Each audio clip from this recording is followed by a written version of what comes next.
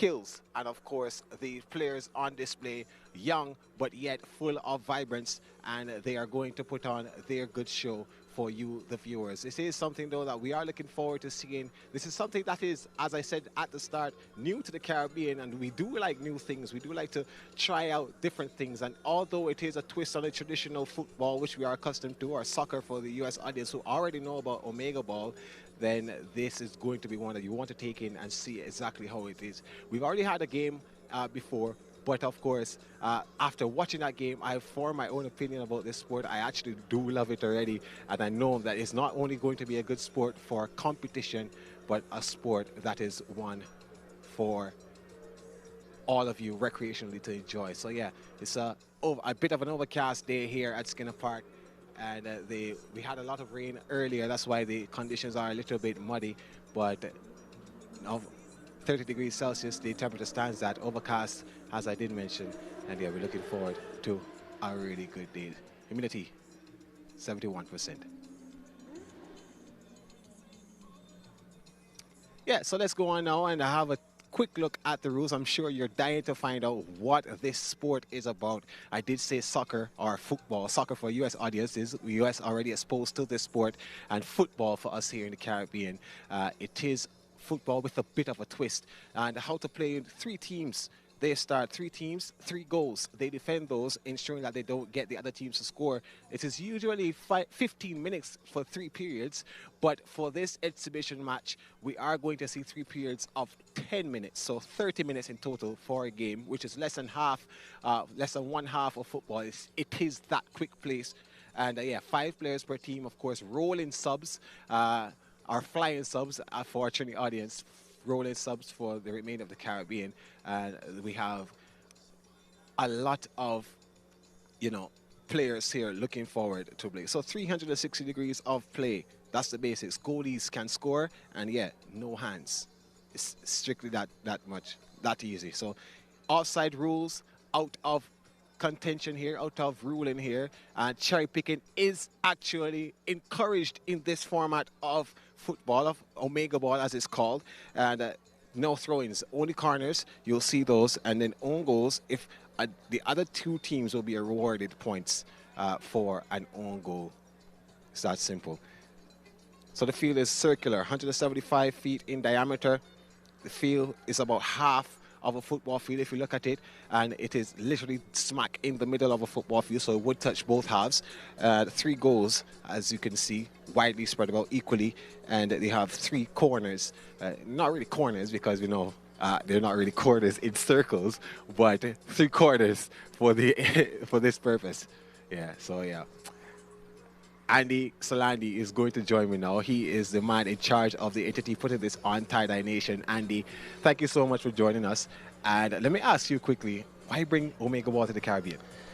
Great question. I think it fits us. Culturally, we love goals, we love moves, we love excitement, and OmegaBall lends itself exactly to all those things. A lot of excitement, a lot of goal scoring, a lot of oohs and ah moments. I think the Caribbean is the perfect marketplace for it.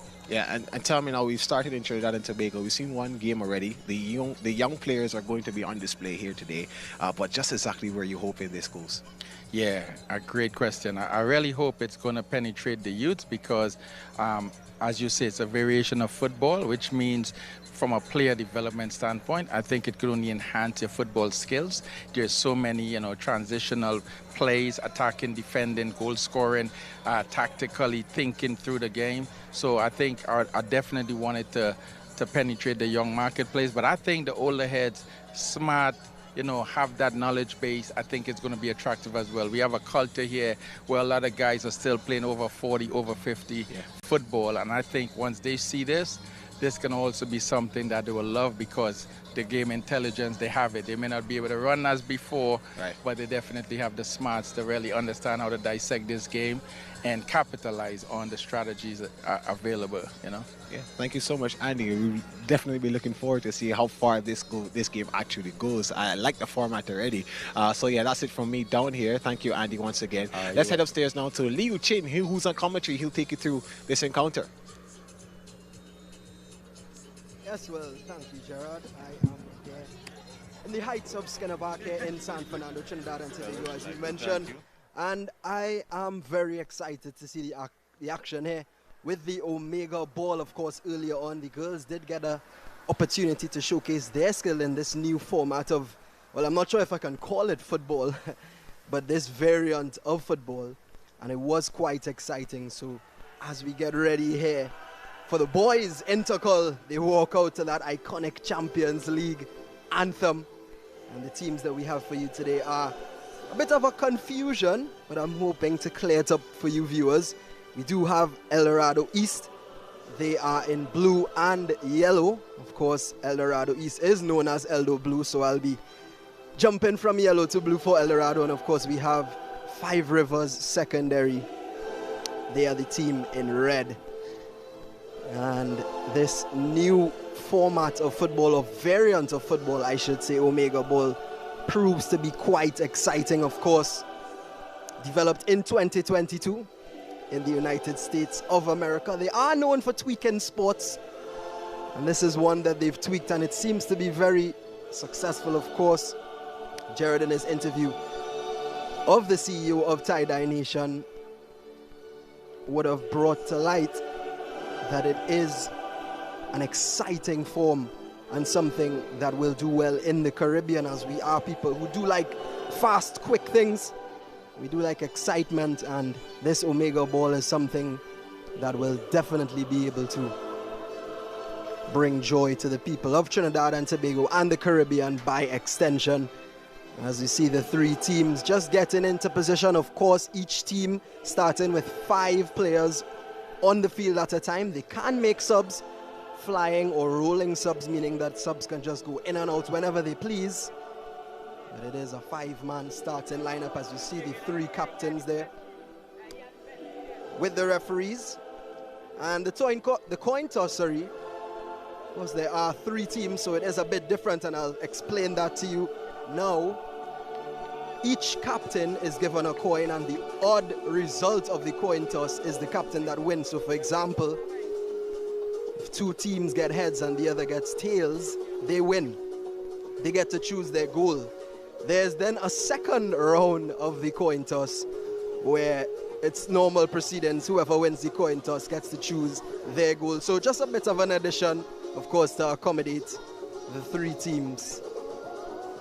And we can see there that the 2 teams that didn't make it to the final or did make it to the consolation of the coin toss are the 2 El Dorado teams. It seems as if Five Rivers did win the coin toss, so they would have been successful in that. El Dorado, blue and yellow, the 2 deciding for the second winner of the coin toss. So it seems as if everything has been sorted, and is actually still not sure who won the coin toss and who has the kickoff first, but players are huddling, strategies are being finalized, referees are getting into position, and it seems as if we're ready to play the first game of male OmegaBall here in Trinidad and Tobago. Of course, the girls were the history makers here in Skinner Park, San Fernando, and now the lads will get a chance to showcase their talent and show us just how to play this new variant of football in OmegaBall. And it is El Dorado Yellow who will be taking the first kickoff. Of course, you can't score from the kickoff. It seems as if captain has that in his mind, but the referee seems to have foiled his plans in some way. We're just awaiting the referee's whistle. Seems as if they're ready. He's raising his hand. We wait for him to put his whistle to his mouth, checks his watch, nods, and any minute now we should be off. Definitely interesting to see how this one plays out. As we go through the lineups very quickly, David Benjamin, Isaiah Cox, Kellen John, Joshua Rushford, and Dimitri Ray side for El Dorado Yellow, Chad Nicholas, Terrell Jacob, Noel Samuel, Keyshawn Yearwood, and Deshaun Daniel on Eldo Blue. And rounding up the teams for Five Rivers, Justin Kwame, Shavi Kalis, Jeremiah Leopold, Giovanni Sinclair, and Omari George are the players for Five Rivers. Of course, Five Rivers have 5 players on the field. Let's see if they can make it flow. But it is El Dorado Yellow who get us under the way. The pitch, of course, a bit bumpy, as Gerard mentioned in the build-up to the game. It did rain. It's still a bit overcast. but the rain and the intensity of the rain didn't help at all with the field conditions today, as that's easily wrapped up by the goalkeeper, Terrell Jacob, for El Dorado Blue. A back heel try there. The thing about this variant of football and OmegaBall, I have to stop calling it football because that's not what it is that you have to be so aware of who's around. You could score deflected goals, people could steal your goals, as Jared mentioned, cherry picking, something that is prevalent in OmegaBall. So it's not about just going end to end, but end to end to end, and having to defend your goal as well. As you see a ball played into the midfield, it's Five Rivers. It's a dinked effort through, and that's some good defending there from Eldo Blue. And the ball is in the midfield once again with Giovanni Sinclair. Some good skill from him. Has a strike, and it's well defended there by El Dorado Yellow.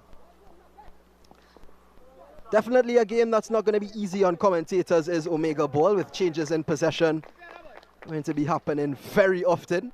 So you're going to have to bear with me as well as the commentators who are to come for the OmegaBall, as it's played into the midfield once again.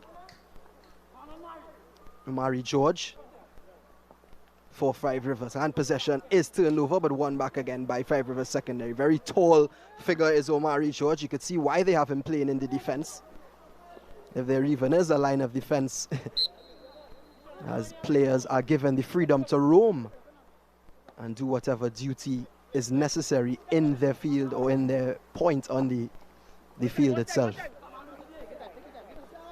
And that one, oh, keeper's closed down. Of course, he couldn't hold it because the back pass rule still applies.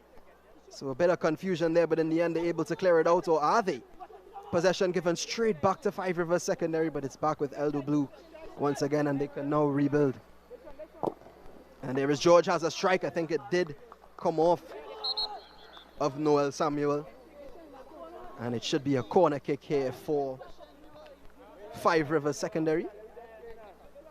And it looks like it's going to be Giovanni Sinclair, as Gerard Morris has just graced me with his presence here in the commentary box. Gerard, you must be excited to see what's going to happen here today. Yeah, absolutely looking forward to this one. And so far so good. We did see the girls game earlier, and from the first whistle I was indeed enjoying myself. Yeah, and we could see from the boys, I think they're still adjusting a little bit to the conditions and the sport, but I think they'll get it underway eventually. Yeah, and if we look at the sport, it's reminiscent of futsal, quick-paced. Of course, that's more straightforward football. This one a bit with a twist. I had to call it football on steroids, but I like it so far. It's a really good format, and I think we'll be able to enjoy it here in the Caribbean. Yeah, most definitely. The stadium announcer has been referring to it as the T20 of football. I'm not sure how much I agree with that, but I see where he's coming from. Yeah, I guess he's talking about the elements of entertainment and the swiftness. Shot comes in. And that's our first goal. And it is El Dorado Yellow who take the lead. And as we were speaking and waxing lyrical about OmegaBall, El Dorado Yellow got the ball rolling, and I think it was actually Kellen John who got the ball into the back of the net for El Dorado Yellow. And this is another thing that we can look at about OmegaBall. You don't have to be necessarily, or your team. Another shot comes in, that makes it two. Eldo Yellow taking control of this game already and pushing forward ahead of 2 goals in front of everybody else. Absolutely, and it's so fast-paced. I was just mentioning, Jared, that it's going to be difficult for commentators because we can't even get to speak and analyze because goals are just flying in like rain. But that was actually Isaiah Cox who got that second goal there for El Dorado Yellow. So John and Cox on the score sheet, and it's 2-0. Yeah. So another thing now that we can, as I was mentioning before that, as I scored that goal, your team doesn't have to be the one building up the play. I mean, you just linger as the team comes forward, and then you just, as they call it, become a vulture. Yeah. So I'll ask you, Gerard, is it a case of working smart and not necessarily too hard? As with all sports. Yeah. So the thing is, yeah, so it sounds like we're just getting some news. The game here, this game will be 15 minutes a period. I guess the 10 minutes don't seem too long for these boys. So they are reverting to the original format of 15 3 periods of 15 minutes. So yeah, we look forward to that. Oh, and that was a great finish there from Omari George. For Five Rivers, they put themselves on the board. It's 2-1-0. Now it's gonna get a bit of me getting accustomed to calling the score like that. But yeah, so as Gerard just mentioned, it is gonna be the original 15-minute format for these guys. And that should allow a lot of goals. As another strike coming in there from Dimitri Rayside, just sailing over the bar, but it's given away, and it's Kellen John again poaching, and that was what you were speaking about, Gerard. That's right. He was just poaching, as we see it once again. The keeper, I had no idea what he was doing. But it's rolled out once again. I think that one's gone just beyond the 175 diameter. And the referee trying to stop play very quickly, but you know, these boys are really just eager to play and get some shots off. And Eldo Blue have a lot of work to do. The other two teams that they're playing against on the score sheet, they yet to really control possession. But Eldo Yellow completely in control of this game. And at this point, I feel that they can score at will. But it seems that they're targeting the Eldo Blue keeper because he seems to be the weakest of the three on the field. Yeah, most definitely. And of course, as we approach the 7th-minute mark, but Gerard, in your interview with the CEO of TiDi, and that one just sailing wide, it turned out to be good defending at the end. But he mentioned that it is a good opportunity also for the development of football players. Yes. What's your thoughts on that? I think he has a point. In terms of the thinking of the game, football is a sport that you have to be smart, you have to know what you're doing and learn how to get on top of your players. In terms of skill, not much time to work on skill, probably passing, taking the shots, because of how quick this game is. You don't really get a lot of time to touch the ball, so you can't really control how things go from the skills point, so you have to string passes. And also I really think it's a more of a mental development for these players than one that is skillful. Yeah, I definitely agree, because it's, as you mentioned, it's similar to futsal, scaling down on the beautiful game, and it allows players to work in tight spaces and be smart, as you rightfully mentioned. Of course, you can learn a little bit about long-range shooting as well. Yeah, as it's cleared out into the Five Rivers defense, I guess. And they charge forward again. All the action on that top goal there, Gerard. Definitely they've identified a weak link, but George this time trying something else didn't work out for him. And if you look at how things are going now, Leo, because the Eldo Blue team know that their keeper is the target, they're drifting towards that side immediately when any of these other teams have the ball, which creates now an opportunity for Five Rivers to score in 2 goals, or the other 2 teams could score in another goal that is going to be left vacant. Yeah, and that's the thing. It really causes you to think, to notice where the spaces or where the lack of players are, so that you could exploit it. That's a good point, and that's a good tackle, I think, actually. Referee, no slide tackling, it seems. Giovanni Sinclair putting in a good tackle, I thought, but the referee had other ideas, and it's a free kick actually for Eldorado Yellow, and it's going to be Isaiah Cox, the scorer of Eldorado Yellow's second goal, to take it. He swings it in, and it's cleared away. Ball bouncing in the midfield. Eventually it's settled. It's Omari George, who also scored for his team, trying to get it out, and again he just sends it straight out of play. I think the keepers do have a lot of work to do, and they are at liberty to really dictate the pace of the game as well, or take shots at free will. I mean, if I was the goalkeeper right there for Eldo Yellow, I would be taking shots right at this Five Rivers goal in front of me. But that's me though. I guess that's why we are commentating and they are playing. As the ball is in the midfield once again. I don't think Giovanni Sinclair will be able to get that one, and it will be an Eldo Blue ball. So I will let you know, Gerard, that Eldorado East Secondary is known as Eldo Blue, generally. So it's a bit confusing having the blue and the yellow.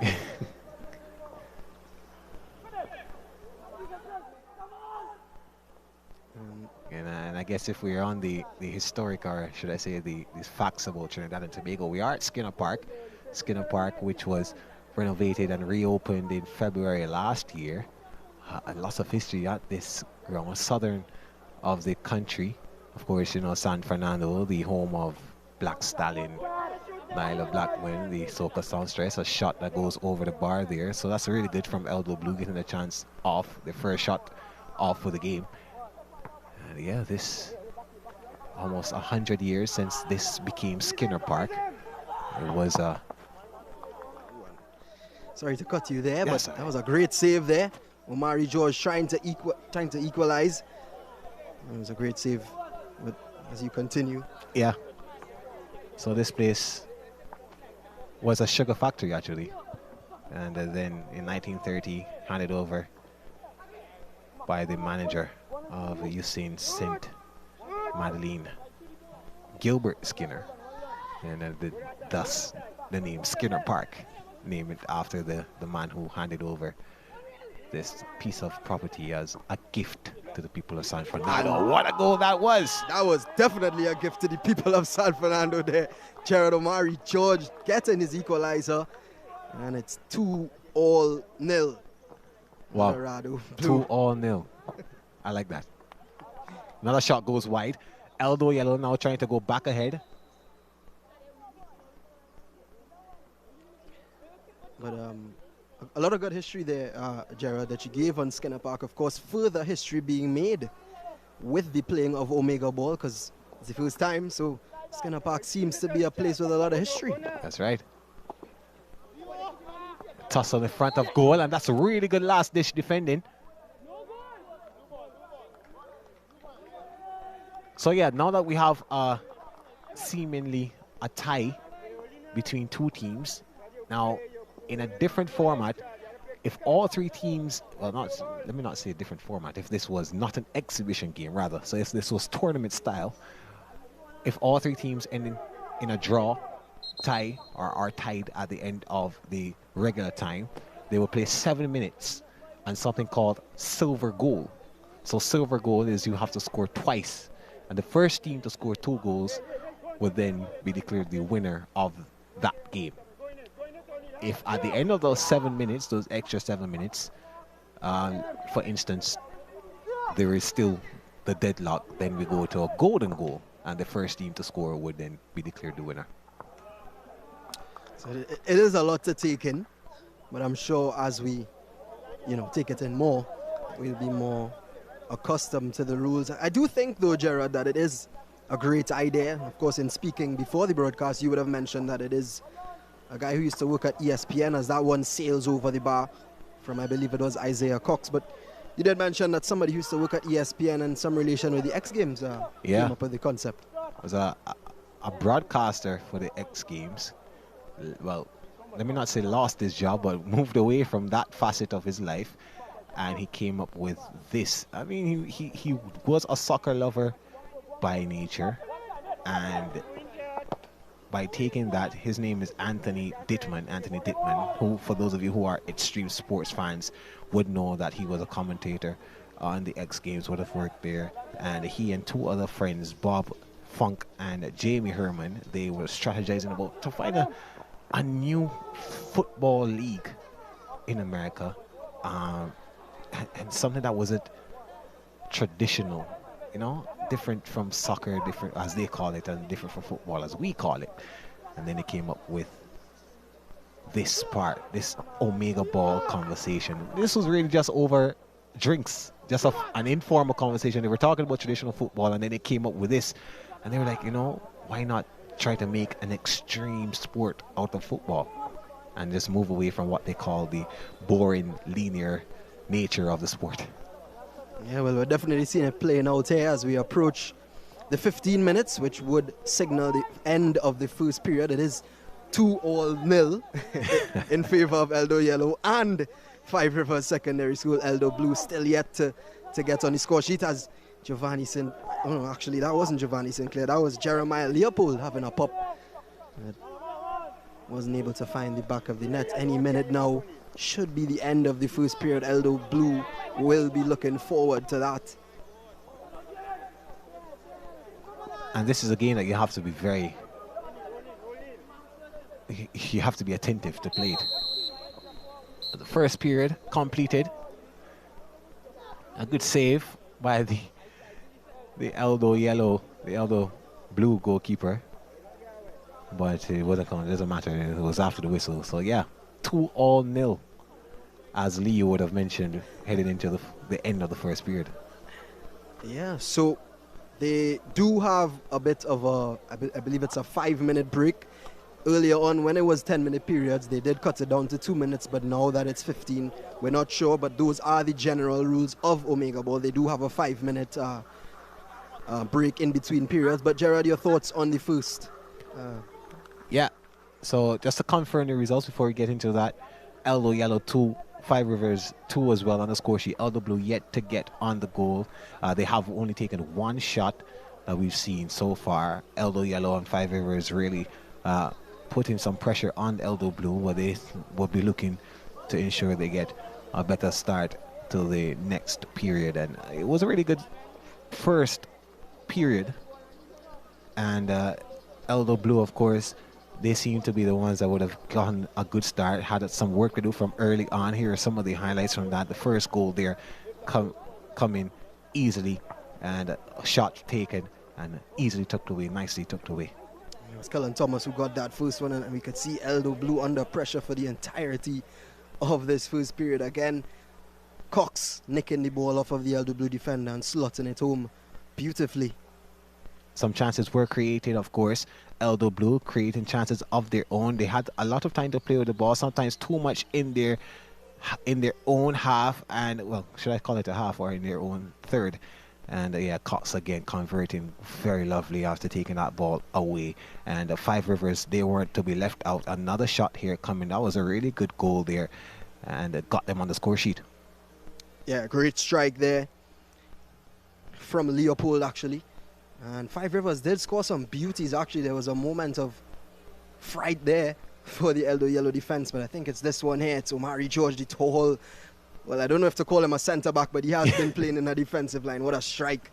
And no chance for the Eldo Blue keeper. And that's what we were talking about, of course, being able to practice your long-range shooting. That was a really good shot. He looked up, took a touch, looked up, and then tucked it nicely in the top left corner. So there's the Eldo Yellow team. They were leading, and now they have some work to do to try to maintain that lead, because Five Rivers are that. So they're rotating now clockwise. That's what happened. Each team will go to their left. In case you don't know what clockwise was, that's to your left. And yeah, so there you go. There you have it. Eldo Yellow in the goal, the third on the left closest to you, and right bottom of the screen, Eldo Blue and Five Rivers now will be the ones at top, trying to keep those two Eldo teams from scoring. Well, as we prepare for the second period, Gerard, I know you might not be an OmegaBall guru as yet, but I will ask you, what do Eldo Blue need to do to get back into this one?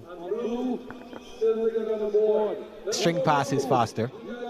That's something that they've been lacking on. They've been too slow on the ball, while the other two teams have been charging at them. They're completely pressing them, and Eldo Blue still hold on to the ball. They panic a bit. Also, they need to take more shots. That's quite obvious in this form of the game. You have to take more shots. But yeah, the passing is definitely what's killing them. And as we say, this is a game now that you can play smarter. Wait until the other teams create opportunities and become a vulture.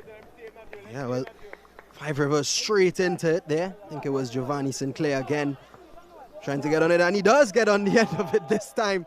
And that was very smart from him as well. You called it there, Gerard. There we go. And we were just talking about that. Yes, waiting until the other teams create opportunities. Unfortunately for Eldo Blue, it was an opportunity they created in their own third, and I did speak about that. Poor passing decisions, and that's creating opportunities for the other teams to score. Five Rivers going ahead 3-2-0. That sounded a little more natural to call that score there, Gerard. As we see Omari George winning possession back for Five Rivers. He's been impressive today, seems to have adapted well to this new sport. I wouldn't even say format of football, because it's his own sport. Yeah. Sport of football cut down to this format. And he did score that beauty, as we saw in the highlight. Really tried to shoot from the kickoff. I'm not sure exactly what the referee called for, but seems as if possession is going back over to Eldo Yellow. And here is Kellen Thomas. Had a strike. Looking for a goal, but unfortunately that one sailed well wide.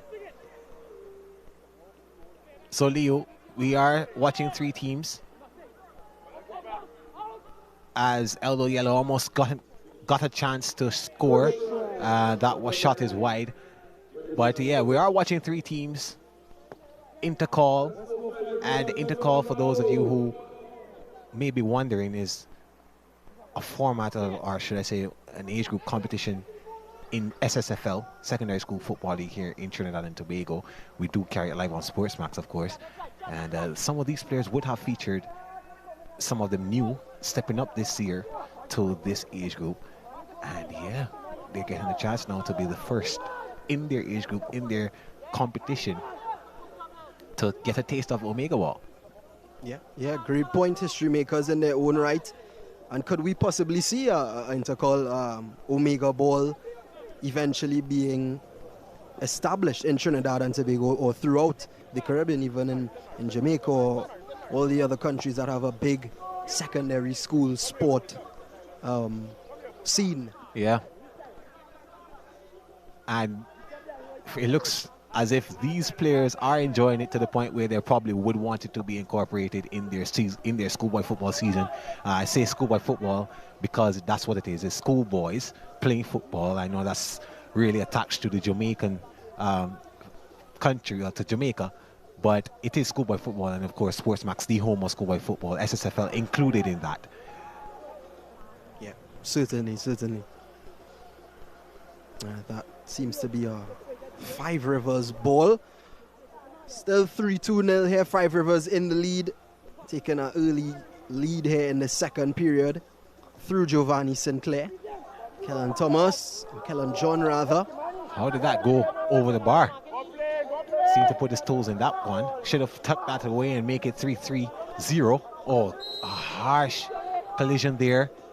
Eldo Blue player and the goalkeeper for Eldo Yellow. Seems to be some discussion now. The referee has to get involved and push him away.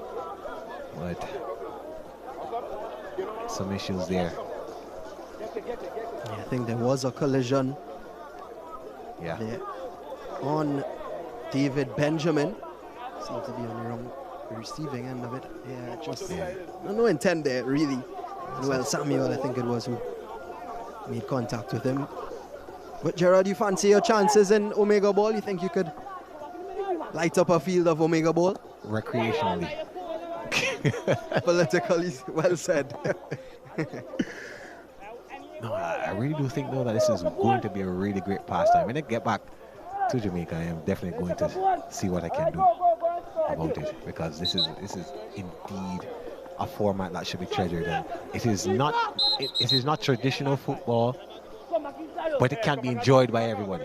And that's what I like most about it. So if you're not the best or the most skillful footballer, you can have this format that doesn't require that much on-ball skill. If you're a smart player, you can play this, make some passes, you can sit. Even if you just like to run around the field, this is something that you can play in recreationally, and everybody can be involved. I heard Andy at the start, when I did interview him, said that he wants the over 40s, over 50s to get involved in playing this, and probably, who knows, we'll probably see a competition at the Masters level. That would be great. And I think from a fan's perspective as well, is that because it's so similar to football, it doesn't give fans much to learn. Right. So it's almost a seamless transition from football to OmegaBall. Yeah, because the principle is the same. Yeah. You score goals. Yeah. Just a different format. Yeah. Just like cricket, even though the traditionalists love their tests and ODIs. So yeah, I guess the more we talk about it, the more similarities between T20 cricket and OmegaBall we see. So maybe the stadium announcer was right. As Amari George kicks it straight into the hands of David Benjamin, who releases Kellen John. Loves that left foot, seems to have a rocket of it, but that didn't look much rocket-like from him. And it's a goal kick for Five Rivers. Eldo Blue still yet to get on the score sheet. Haven't really looked to do so. Really. They do have subs on the bench though, Gerard. You wonder if they may dip into their pockets a little bit. They just might. And remember, these are rolling subs, so they don't have to try to, of course, stop the game. They can just creep on, but we'll have to keep our eyes out and ensure this one falls right to George. That's the man that you obviously wouldn't want to be on the ball if you are the opponent. Shot comes in. And a good goalkeeping effort there by Benjamin. He keeps it out. Eldo Blue with a chance. Eldo Yellow on the ball. And Eldo Blue would make sure that they don't get scored on again. Yet to get on the score sheet. And we're approaching the 7-minute mark.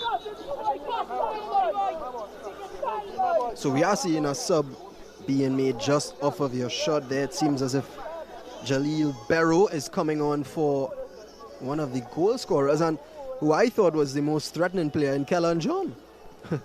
Interesting. Maybe this is a defensive move. Who knows? So we did see a free kick being scored in the girls' game. Can this one be scored as well?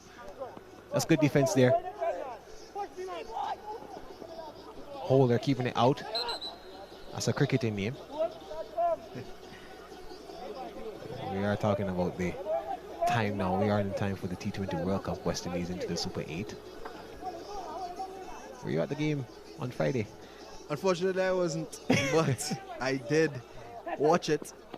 Really good win for the Windies. Of course, they're in action tomorrow. Looking forward to it. But OmegaBall is the focus right now. Elder Blue, can they get a shot off for the first time? We'll wait and see. They still have control of this somewhat. Good skill there. He's brought down. It's Richards, Dion Richards, the number 5 in his back. So they have a free kick now.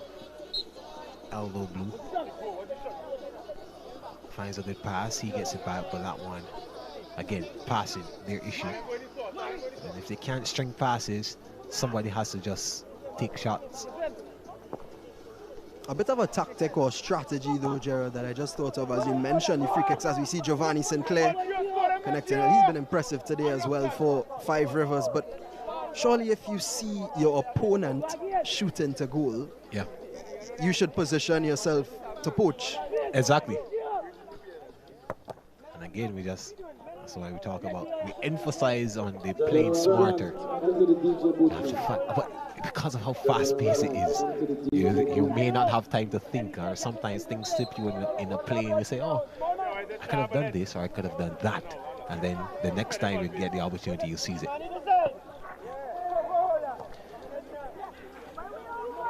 Yellow on the ball again. Five Rivers taking it away. Yeah, referee stops play there. Uses his whistle and Five Rivers will have the ball. George. It's foul. And that's Miguel. He was fouled. So he'll take a shot. Mitchell, rather. Mitchell with a shot. And it's a goal. Converts easily. 4-2-0. Stirring the pot. The chef is cooking. And that's what it's all about, Gerard. Shooting and scoring. And that's exactly what Tyler Mitchell did. Of course, he came on as a sub and scored nicely there with his left foot. And as I said, yes, 4-2-0 is the score. Eldo Blue. And again, the goal was scored on the Eldo Blue goal. That shot was wayward. Here's George. Tries a long one again. Oh, this one is on target, but easily dealt with by David Benjamin. Benjamin, easily the best goalkeeper on the field right now. So not many shots coming to his goal. George with some skill on the ball, something that you don't get much time to see, but he still has it. He's in front of goal. He takes a shot. Good save. Eldo Blue now have to mop up the mess. And again, crawl, passing in front of the goal mouth. You don't want that. That's how they've been able to concede. You're absolutely right. And we spoke so much, Gerard, about the attacking aspect of OmegaBall, but on the defensive side, you have to be so careful as well because you're defending against two teams, really. Yeah. As we see, decent eye there from Eldo Yellow there. It was Cox swinging it in, and I believe it was Barrow, the substitute, who got his head on it but couldn't direct it goalwards, and that's some good skill from Mitchell, but unable to keep possession. My worry though, Gerard, as we see a strike, that's a nice one there. Eldo Yellow back in it again. That's their third goal, and it's Marquise Austin. I think that one was just wide. Yeah, just wide. Just wide. Yeah, just wide. Yeah, so still 4-2-0. 11 minutes and a couple of seconds completed, approaching the 12-minute mark. Five Rivers, they were actually trailing.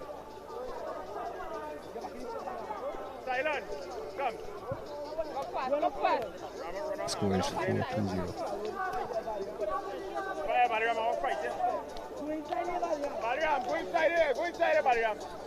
As it's the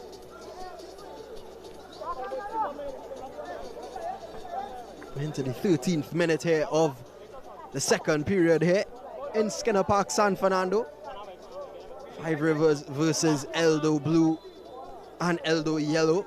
Of course, Eldo Blue and Eldo Yellow are the same school, Eldorado East Secondary, but they did bring two teams out here today, and it's really been a good exhibition of the sport of OmegaBall. Of course, the first time it's being played here in Trinidad and Tobago, and I think most people here, even though there aren't that many, have taken liking to it already. I know Gerard Morris and I definitely have. Absolutely. Gerard Morris Sealy, sorry.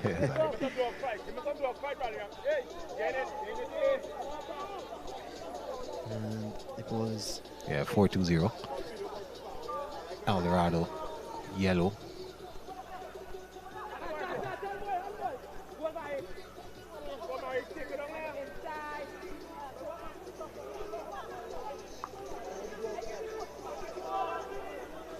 Eldorado Yellow in possession here.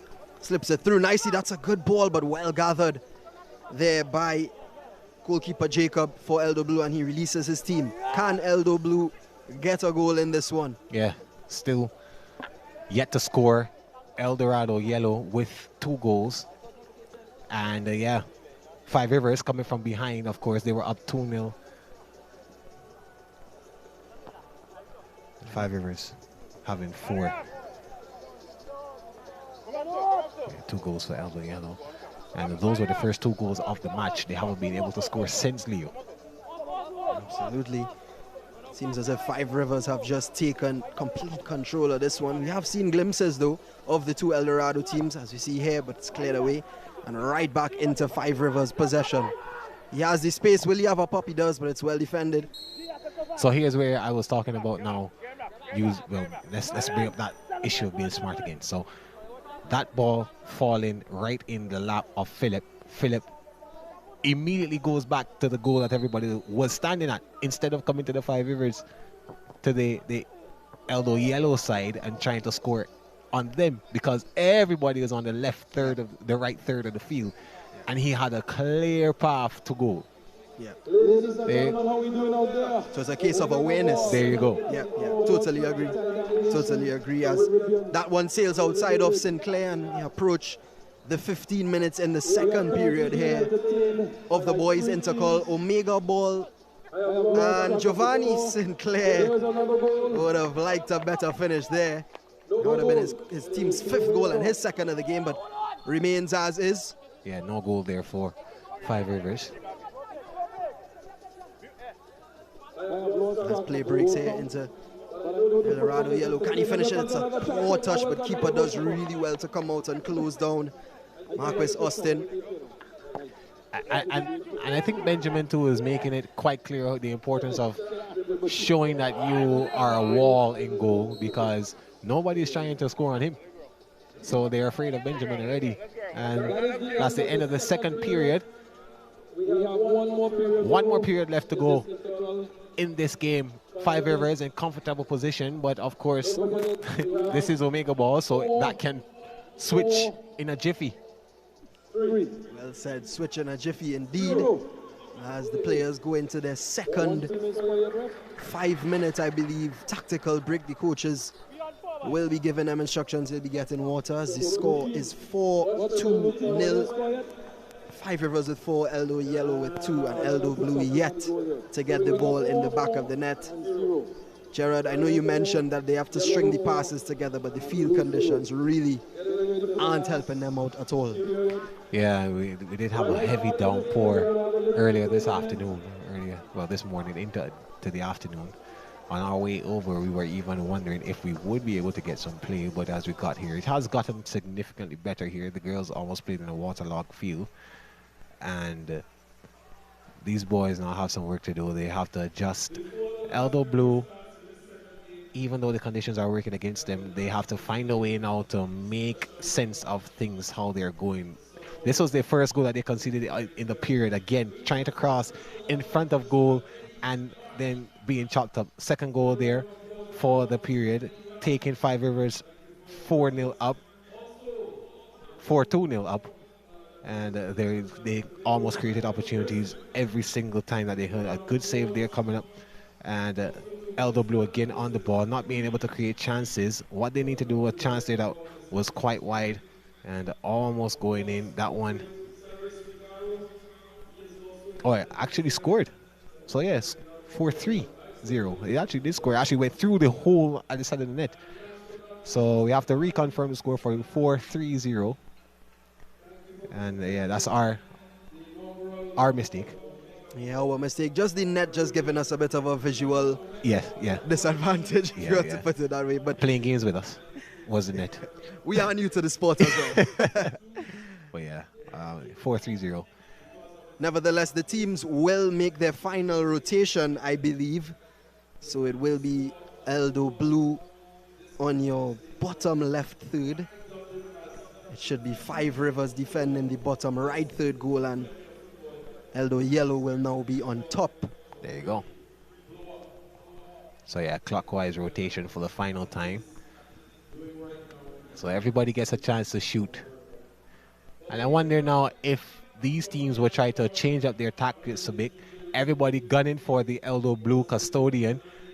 But will Eldo Blue use that to their advantage and be able now to just linger away from the other? Remember, no offsides in this game, so let them have a crack at it. Yes, you have to defend, but why not leave somebody out in front of a goal? And if your custodian does get possession of the ball, he just tosses it out to that person and he converts. Yeah, and I think you highlighted the key to this game, which is definitely awareness, because as you mentioned, the space created to shoot when everybody drifts over to one goal. Correct. As well as poaching. That's a form of awareness as well. That's right. So you just sit back, let the other team build up their play, and you grab the opportunity. A cross comes in, you're standing in front of goal. Why not just poach it yourself? Become a vulture. And remember that cherry picking is encouraged as well. So you can actually go and stand up next to the goalkeeper, have a conversation, and wait till the ball comes up. Cherry picking. Actually, in reading the rules of the game, and they said that cherry picking was allowed. I'm not familiar with the term cherry. Here in Trinidad, we say loafing. Loafing. Yeah. In the Caribbean, well, on this side of the Caribbean, we say loafing. Yeah. And we're back underway, and it's Eldorado Yellow who trail by 1 goal, Five Rivers, and they're looking to get an equalizer. Omari George getting across, and great finish there from Kellen John. He comes back onto the pitch, and it's now 4-0. Eldo Blue still yet to get on the board, but Eldo Yellow and Five Rivers are going neck and neck here, Gerard. Yeah. Eldo Blue now with a chance to score. No one in the box to collect Eldo Yellow shirts here. So finally, someone putting Benjamin to work. Benjamin, of course, as we did mention, by far the best goalkeeper on the field. But if you can work him down and try to pin him down, well, maybe he'll make a mistake. Eldo Yellow, of course, still looking to score. Things all square for them. Five Rivers have some work to do. Eldo Blue on the ball. Some good play there from Noel, but he just couldn't get the contact or that he wanted on the ball. Took it down very nicely as the ball is rolled out well. Here's Eldo Yellow again. It's good goalkeeping. Well, a bit unsure, but he got the job done in the end there. And he clears it out Again, well taken from Eldo Blue. So Eldo Blue with a chance to score. Good save from Benjamin. And yeah. So it looks as if Noel and Nicholas are going to try to, well, Noel Samuel and Nicholas will be looking to take charge of their team, the two substitutes. Maybe they should have started. Yeah, we did speak about them making substitutes. They seem to have had a big impact. Here's Omari George, he swings it into the midfield. Giovanni Sinclair. And possession is back with Eldo Blue once again. And it's a foul. And you really have to keep your eye on the game, Gerard, because you have to know who fouls who in order to know whose free kick it is. So it's not just a lot of work for us in the commentary box, but also for the referee. That's why you see the assistants there. The assistants, of course, offering help to their new set of eyes, and they too have whistles, so they can make calls.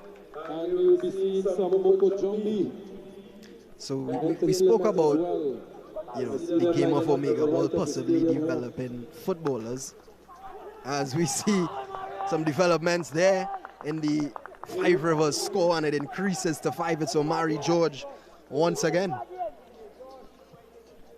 Is that his hat trick? No, that's his second goal. So he has a brace. But he's been good. Has been. But yeah, I was going to ask you, we spoke about the developing footballers. Yeah. And you mentioned referees have to be on the ball, no pun intended, for this format or this sport. Do you think it could also possibly develop referees in any way? That's a good question. I think it can, in terms of awareness of the game as well. You have to watch, of course, if the rules, because the rules are so different, it's going to be tough for them to. But if we look at it positively, we can create the best OmegaBall refs in the world. True. I like that. Yeah. So they may not be able to stand, similar to how there are referees in volleyball that are indoor referees, and then there are some who are just strictly for beach. Yeah. So we are going to have specialists, and that's one of the things now that I love about OmegaBall, and something that I found interesting about futsal. Now we can have specialists in different areas of football, different formats of football. Yes, football is football, but Brazil has a beach soccer team different from their futsal team, different from their international team, which plays 11 on the field, 2 halves. So now this creates opportunities for the Caribbean to create, because we don't dominate international football, traditional football. Now we can look into tapping into a different market and possibly dominating there. As a long range shot comes in from Eldo Blue, they have to take more of those if they want to get on the score sheet. But yeah, that's actually a really good point there, Gerard, because actually I think in the Caribbean especially, small goal football is something that's played a lot, and this, that's right. The goal is by no means small, but of course the field is much smaller, and it resembles the small goal football. And if we could develop players to play that kind, and I thought it would have happened with futsal, to be honest, but we can't be a force to be reckoned with in the OmegaBall rankings if there is one worldwide. And I was searching deep and wide, and outside of the US, based on what I've seen, we're possibly the first, Trinidad being the first in the region, but we are the first outside of the US to play this, or to venture into this side of football. So why not take advantage of that? Yeah. Eldo Blue on the ball, looking for a good pass. 5 Rivers there, trying back on defense, and it falls to the Eldo Blue player again, not able to control it. The whistle is gone, and I think possession will stay with Eldo Blue. It is still 5-4-0, 5 Rivers with 5 goals. Eldo with 4, Eldo Yellow that is, with 4, Eldo Blue still on nil as we ease into the 7th minute of this final period of history made here in Skinner Park, San Fernando. OmegaBall being played for the first time. Of course, the girls They were the initial history makers, really. Yeah. But the boys, Whoa. Wow. And that was Omari George trying to make even more history. Maybe the first bicycle goal being scored in OmegaBall.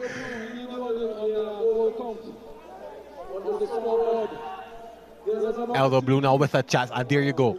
A wide open opportunity now for them to score, not being able to pass the poach by Eldo Yellow. And yeah, so that's where that's what we're talking about. Everybody charging towards one goal. You have a wide opportunity to go somewhere else. Yeah. That's good awareness. Yep. Eldo Blue still trying to has a good ball there. Yearwood again. Oh, I think that one did sail just wide, but good idea. And they're using your tactics, Gerard. They are looking for the spaces. They have looked a lot better in this third period, have Eldo Blue. Maybe even the best team, actually. Yeah, in this period. So Yearwood is just finding a space where he can be alone and then turning and going exactly where no one is. Shot comes in, or almost a shot. He was thinking of a shot. And she comes in eventually, from the Five Rivers team.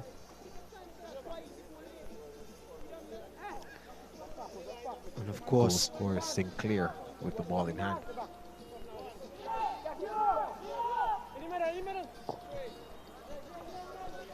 Yeah, so you would notice a little bit of a change from where they are. So the spots that are circled with the corner flag are usually where they take their corner kicks from. But it seems because of how the ball, the conditions are, they're not taking it from this other side, they're taking it from the sideline.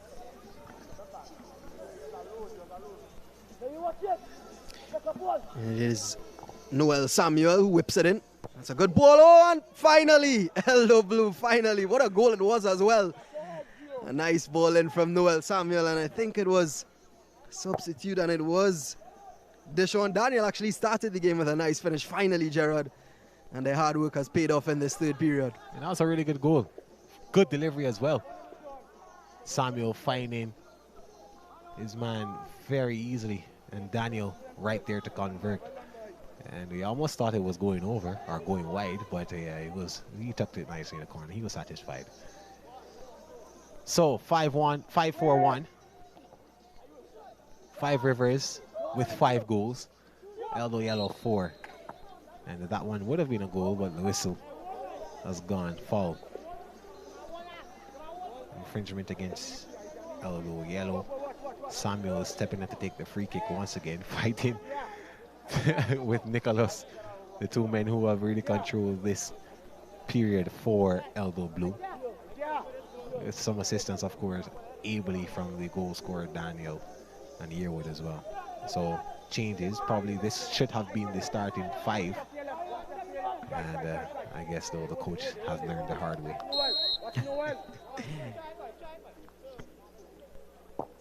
Well struck, well saved again. Benjamin getting down low and punching that one to the side. So because Eldo Blue shot that and it came off of the save the keeper, it would be Eldo Blue's ball to restart play. There you go. So there he is, a corner. So the corners come when a shot is taken. So if it goes on the sides, we'll see it taken from the side. And the thing is, on a free kick, it will be interesting to see if any team will just turn and head for another goal. Well, probably that's not allowed. Of course, you know, this is a sport that we are still trying to get familiar with. Noah Samuel on the ball, trying to get through traffic, can't do so. Five Rivers with a shot, and it's saved.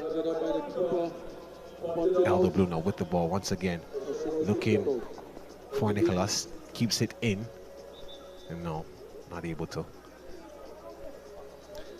I'll ask you, Gerard, of course, Five Rivers just holding on to their 1-goal lead. Oh, was Eldo Yellow trying to have something to say about that. It was Dimitri Rayside, got good contact but didn't have the accuracy. But as I was saying, Gerard, they have this slender 1-goal lead. Is it possible to park the bus in OmegaBall? On your side, yes. but you still have another goal to defend. Yeah. So you have to defend 2 goals. So, Or all 3, rather. yeah. A lot of dynamics really in this one. And Five Rivers really want to score a spectacular goal again. They've had some good ones already. That time it was Anthony Phillip going for glory. So here is something now that we should make mention of it. There are penalties in this format. So in a case where it could have been a possible handball there, I think it was missed by Eldo Blue now trying to Benjamin picks up that one. So yeah, there are penalties in this one. So if Eldo Blue commits a foul on Eldo Yellow in front of Five Rivers' goal, then the Eldo Yellow team is awarded a penalty, but they'll have to kick it in front of Eldo Blue's goal.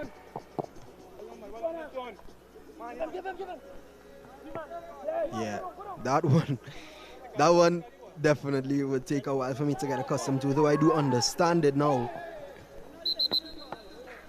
So what you're saying is that if Yeah, yeah, yeah, it is. So yeah, so if Eldo Blue takes, or should I say falls, Eldo Yellow in front of Five Rivers' goal, then Eldo Yellow, who is awarded the foul, would kick in front of Eldo Blue's goal, who committed the foul. So it is really complicated, the penalty kick system. Team A, Team B. Team A follows Team B in front of Team C's goal, and Team B has to kick in front of Team A's goal. yes. So you did hit the nail on the head. It was just explained to me actually, and also the player who got fouled must take the penalty. Must take the penalty, yes. So these are things to note. This game is really going to be something interesting. I mean, we probably won't see any fouls now. But it would be interesting to see how that plays out. Yeah. And it would be good for the viewers as well to get some clarification, and that's a nice one.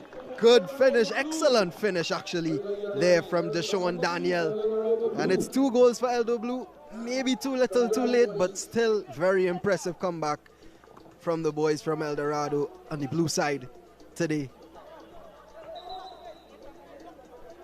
So they have scored the most in this period, 2 goals, as we approach the final 30 seconds. Yeah, Five Rivers still there. Omari George at the heart of it, as he has been. Here's Philip, taken away from John. Whoa! And actually, that squares it up there, Gerard. We've been speaking about it all the time, and it's happened. There is a 5-all draw coming down to the end of this one. Ambitious there from Eldo Blue, but Kalon John there, the goal scorer for Eldo Yellow. What a wonderful goal that was. Nicely finessed into the bottom left corner. Great finish from the young man. And yeah, things all squared at the top, 5-5-2. Five Rivers, they've been the worst this period after outclassing everybody the period before. George has taken his fair share of shots, not able to score. Of course, 2 efforts with a bicycle kick. Eldo Blue, can they get another one? Oh! Samuel again on the ball, he's still there. Trying to get through traffic. Can he get through? No.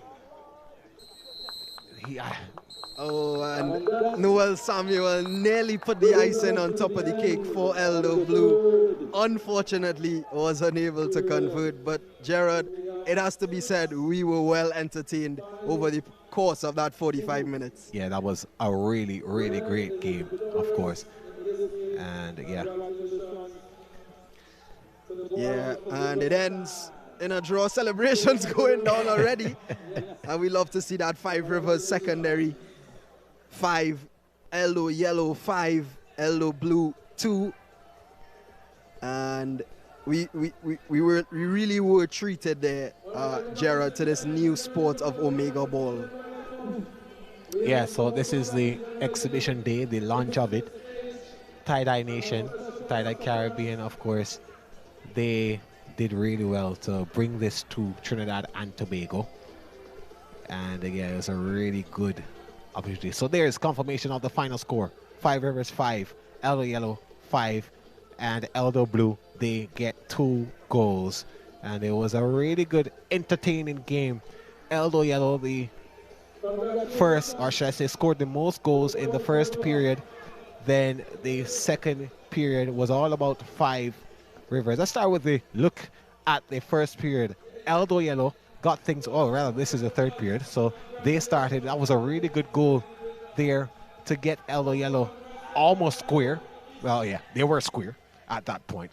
4-4-0 it was at that point. The goal scorer there, Dylan John. Kalan John, a really good opportunity there, and of course scoring. This was in the early in the period. Noah Samuel creating opportunity, no one there to collect it, and he was very visibly frustrated about that. He definitely was, and he was a game changer as well, Gerard, as Eldo Blue really did knock on the door in this third period. Look at that. Great touchdown. Unfortunately, just couldn't get it wide enough of an impressive David Benjamin rather. Yeah, Benjamin, the best goalkeeper on the day. Of course, there were some opportunities for George. He had a brace scoring 2. This was the second of those 2 goals, and easy does it for him. A spill by the keeper for Eldo Blue, and yeah, George was right there to poach it away from him. No offsides, so he was clear, and he might have come off with a hand, but he got away with that, and he would have been really special with that. 5 Rivers, though, they were up to 5 at that point. That was the first bicycle kick attempt in history of OmegaBall in the Caribbean, and that one really well picked up. Eldo Blue, though, they were by far the best team in this period. Probably this is the 4 that should have started for them, the 5 rather, including the goalkeeper. That was a really good goal for them, getting their second of the day. There were good chances. Daniel there again getting his 3rd goal, and Daniel making things better for the Eldo Blue team. 2 goals at that point.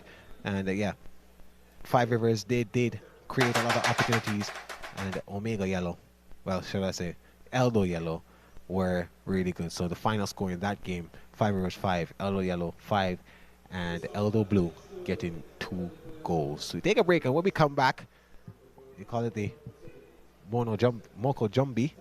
Yeah, they're looking forward, and we'll have a lot more for you. Don't go anywhere. We'll be back at Skinner Park after this.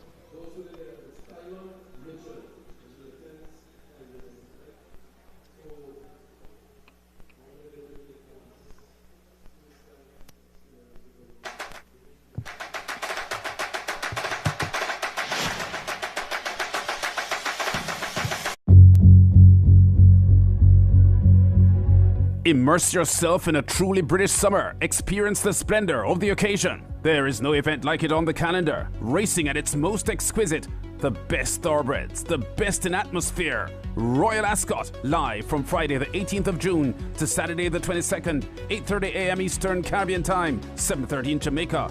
On SportsMax and SportsMax Racing on the app. Elevate your viewing. Download the SportsMax app today.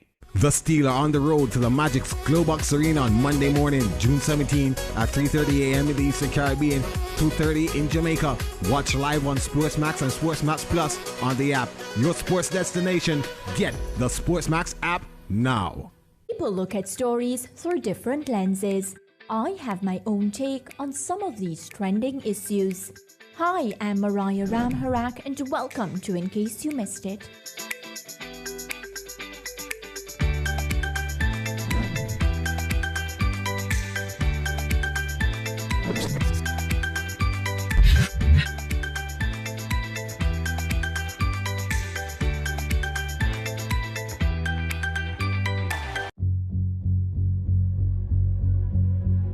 Immerse yourself in a truly British summer. Experience the splendor of the occasion. There is no event like it on the calendar. Racing at its most exquisite. The best thoroughbreds, the best in atmosphere. Royal Ascot, live from Friday the 18th of June to Saturday the 22nd, 8:30 a.m. Eastern Caribbean Time, 7:30 in Jamaica. On SportsMax and SportsMax Racing on the app. Elevate your viewing. Download the SportsMax app today.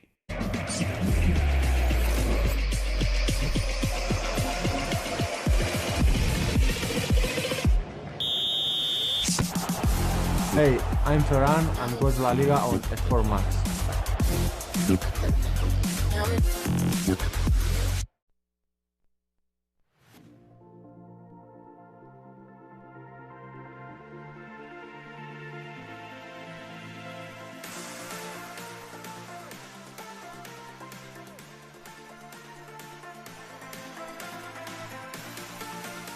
Welcome back to Skinner Park here in San Fernando, Trinidad and Tobago. We're getting ready for the second game on this broadcast, the third on the day. The ladies, we saw them earlier. They put in a really good performance. The Cox Coaching Schools providing two teams, black and red, in that game. They have two more teams once again in this open division encounter. We're getting ready to see Cox Coaching School black versus Cox Coaching School red. And guess what, Leo and viewers? Eldorado Blue will return for another game.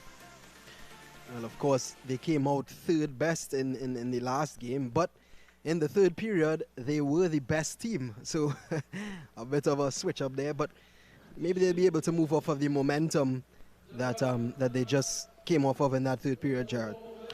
And maybe this time they'll start with the team that they ended with. Or should I say the five that they ended with.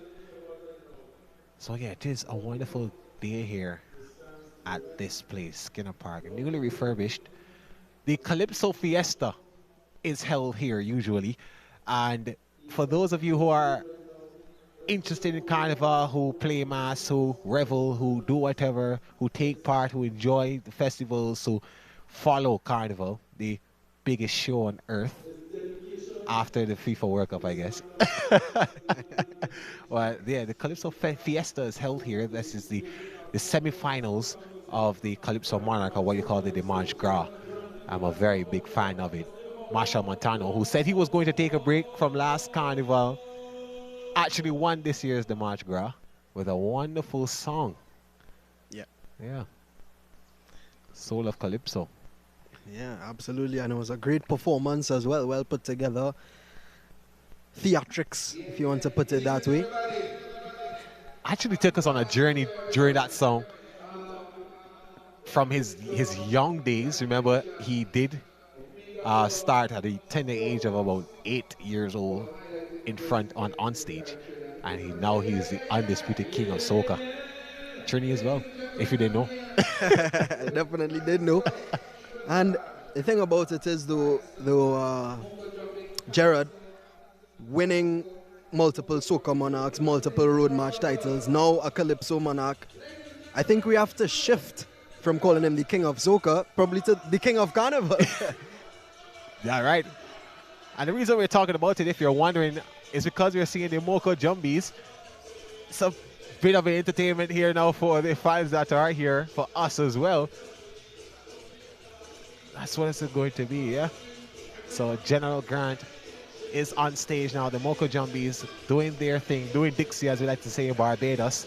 We'll take a break, and when we come back, we'll have the action for you.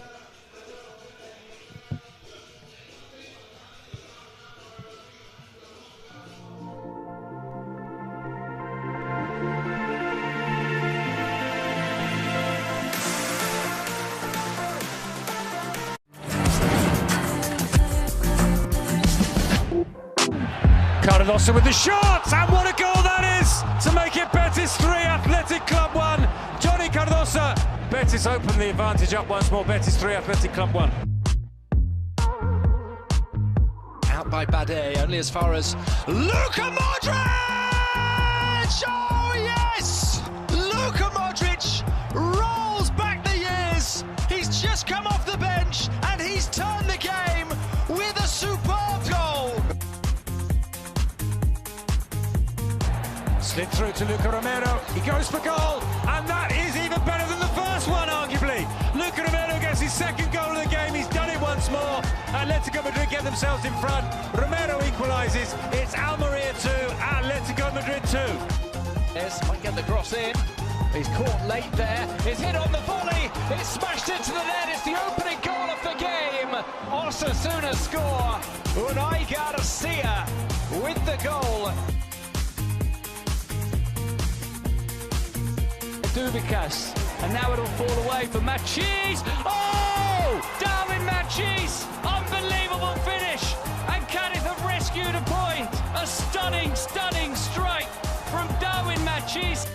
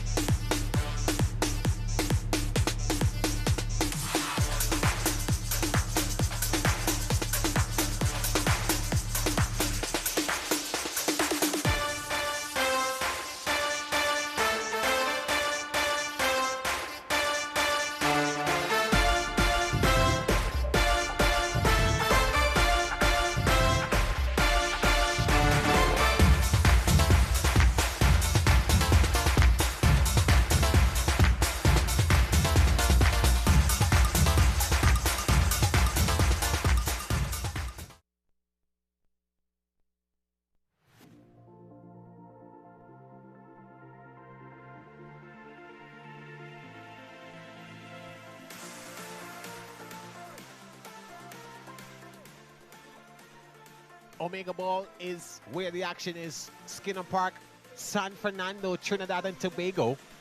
Yeah, we're down south. Or is it up south? No. Down south. General Grant just finishing his performance. Just about to. And we're gearing up for the third and final game, second on this broadcast. Cots Coaching School, Black and Red, taking on El Dorado Blue, who just finished playing a game. They were third best in that game, but they have a chance of retribution, early retribution. My name is Gerard Morcelli, alongside Leo Chin. We'll take you through this encounter. There's the walkouts there being halted, I guess. We've really seen some good action on this overcast day, Sunday evening, afternoon into evening for in Trinidad and Tobago.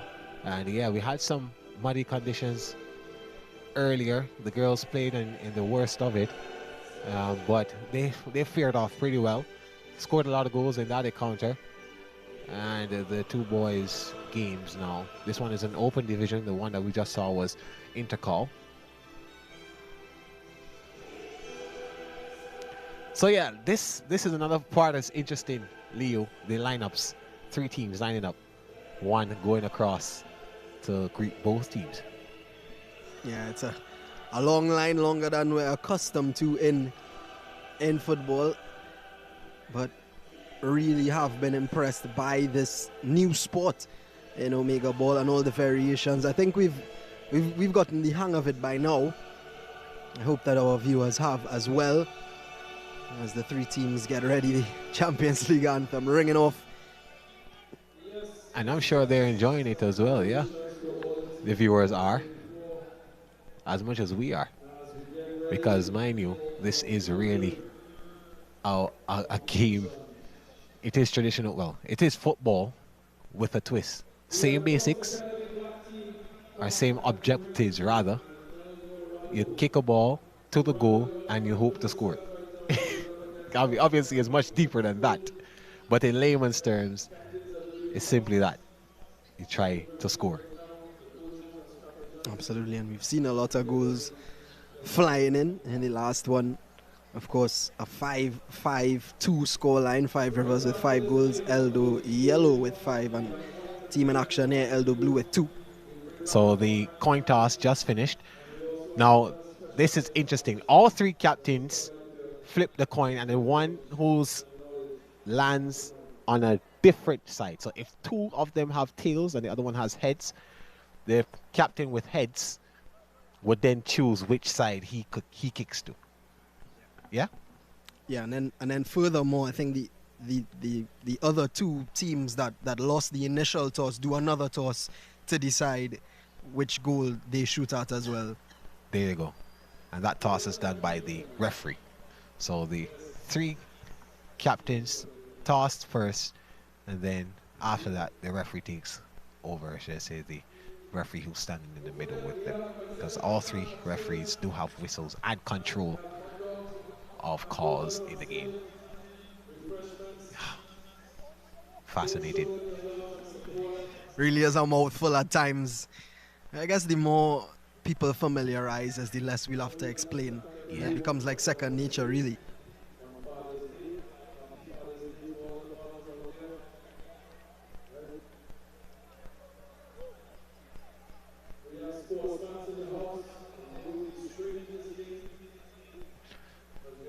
So,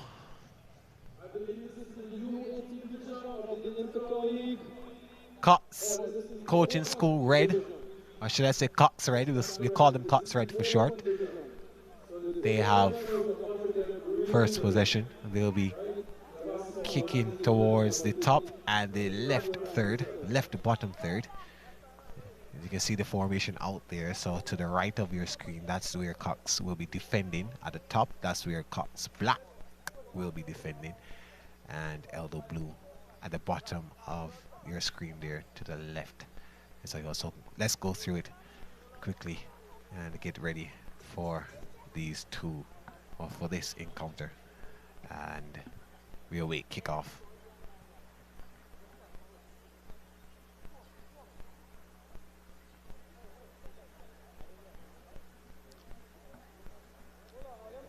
So we're getting ready for the whistle. Cox Red, Rebelto, Nemai, Micah, Belton, Zaphaniah, Agar, Joshua Rice, Joshua Charles. That's the starting five.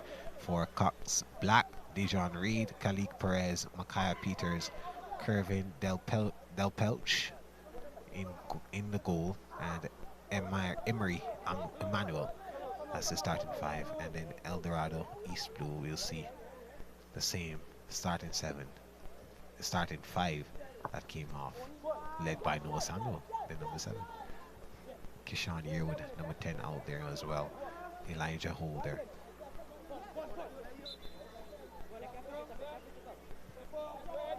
And already, as you mentioned, Gerard, Noel Samuel into this starting 4. And a good effort there from Cox Coaching School Black.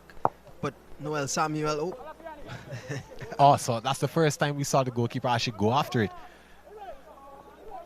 in the first 2 games. So El Dorado Blue, it seems that they're going to pick up from where they left off. Cox Black with possession now, takes a shot. Really good save there. Cox Red rather,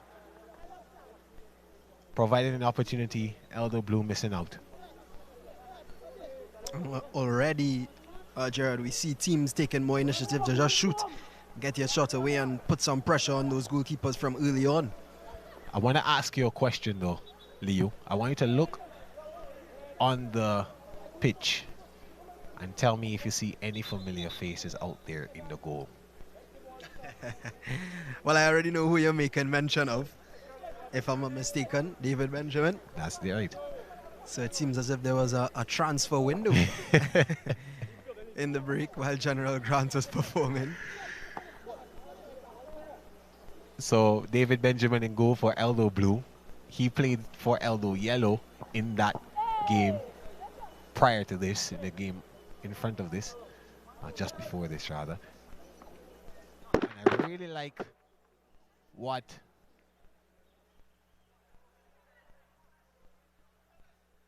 the Cox Red goalkeeper is trying to do. He's trying to put the keepers under pressure from early, taking shots from his, and that's a really good goal. First goal that we've seen pass Benjamin. What a finish. I think it was Micah Belton. Yeah. With a belter.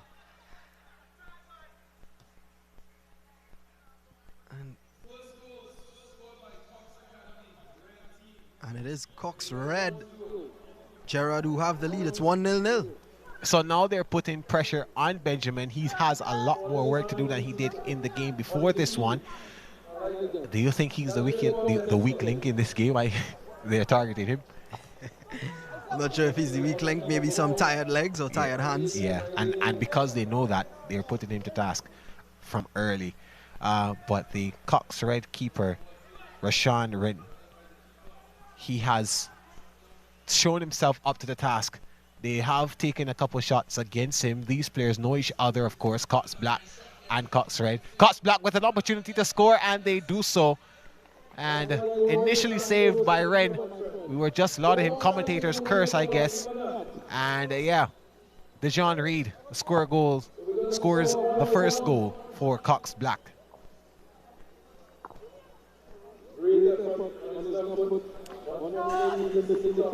Thought it was a good save initially, actually, but it was good work from the Cox Black man. Yeah. Just to get the finish. As we see it again, he was ready for the rebound and pounced on it like a lion to his prey. So 1-0. No, we can't really say that. 1-1-0. Can't say 1-0. It was 1-2. But 1-1-0. Both Cox teams scoring. Eldo Blue again trailing.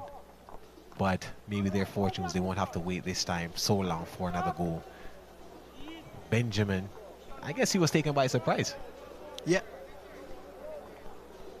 I think so as well. I mean, I was actually thinking about it though, Gerard. The one position in this sport that is exactly the same as to football is the goalkeeper. Yeah. The role is, the exact same. They just have to protect their goal alone. That's right. Good and so that one, the goalkeeper didn't have to do anything at all. But that shows that this game would be good for goalkeepers because they have to stay on their feet, they have to stay on their toes, they have to be ready a lot more than they would in a full 90-minute match. Yeah, I agree with you 100%. So their skill improves as well as their mental, because they always have to be focused because they never know what can happen. You may not be, or should I say your team may not be in possession, and you see everybody trying to go to one goal, but then as Wren has been doing, he jumps you with a shot of his own. Eldo Blue with an opportunity, and Noah Samuel, the man who caused so much danger in the game before this, now taking control again for Eldo Blue, and it's all tied up at 1. And I'll tell you what, that's exactly how the game should be played, Jared. And you made mention of it, the awareness. That ball wasn't even crossed in from an Eldo Blue player, but Noel Samuel saw the danger. As we take a look at it again, it's Cox Black who actually gets it across, but his teammate was actually lazy to get to the ball. Noel Samuel was anything but, and finished it off nicely. And it's 1-1, we could finally see. 1-1. Samuel again with the ball in possession. Passes 1, passes 2. Tries to get it back. Good cross to him. A shot comes in, and Eldo Blue for the first time in for the day. They're leading 2-1. For the first time in OmegaBall history, Eldo Blue lead. But that's a good finish as well. And we spoke about it. They are using the momentum that they did from that final period there. And they seem to have adapted really well, and it's showing in their performance in this second game. And they've gotten a chance that the other two teams haven't gotten. That's experience playing this. So even though it has been just one game, has a really good finish there by Yearwood against Wren again. So even though it has only been one game, because they're aware to how things are, as Cox Black tried to get a shot off, they're using what they learned in that game before and completely adapting it into this one, making use of it in this one, full use. Yeah. And I'm sure they learned a lot. Really been impressed though on LW with Noel Samuel. I think since coming in on that last game, he's really looked a threat. This time getting on the score sheet, that one not on target whatsoever. Yeah, that was a powerful shot there from Garcia, the captain. Garcia with the ball again. Passes a man, can't get past Rendo.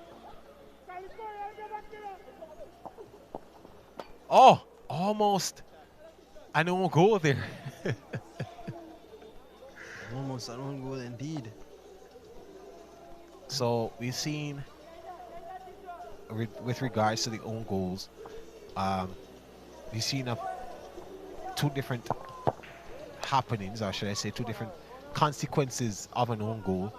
One consequence is that both teams would get, well, both opposing teams would get the goal, will be awarded the goal.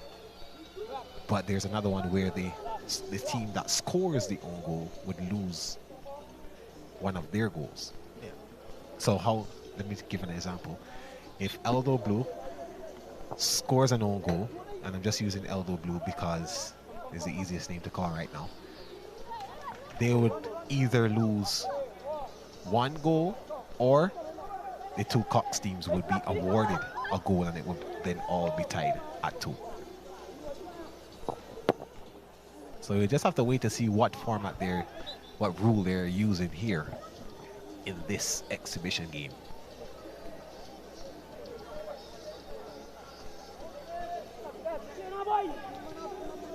So a slight change in tactic there. So you saw initially that the goal scorer was going toward Ren, but then he saw that there was way too much traffic, and instead Garcia, the captain, tried to attack Benjamin. So that's what we're talking about, finding awareness, finding spaces, finding loopholes, and trying to conquer them. When he got the ball, he was on his way towards Ren, realized that everyone was standing in front of him, so he just turned left, turned right, and went towards Benjamin. But yeah, good cleanup work there from LW, trying to keep that lead.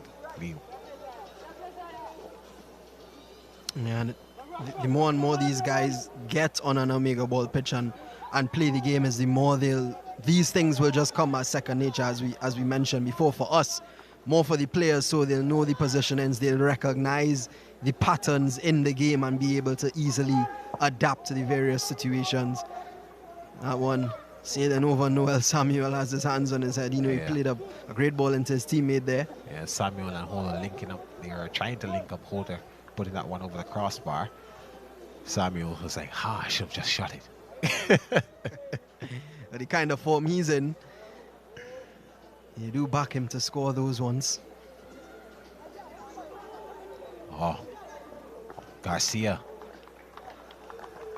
He seems to be the man who is tasked with creating the opportunities. He has not only created opportunities, but scored the one goal that Black has.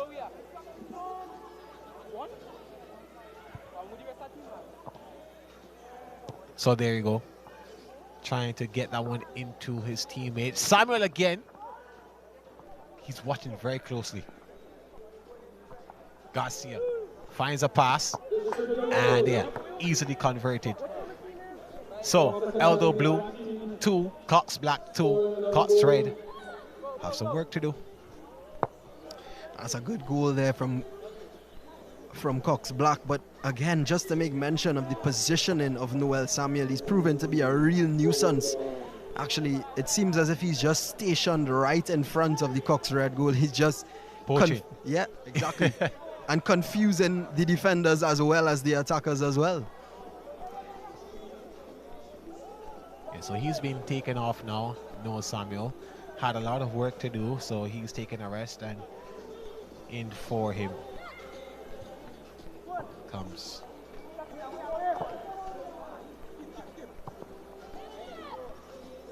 a new player, so he'll be taken care of, getting a rest.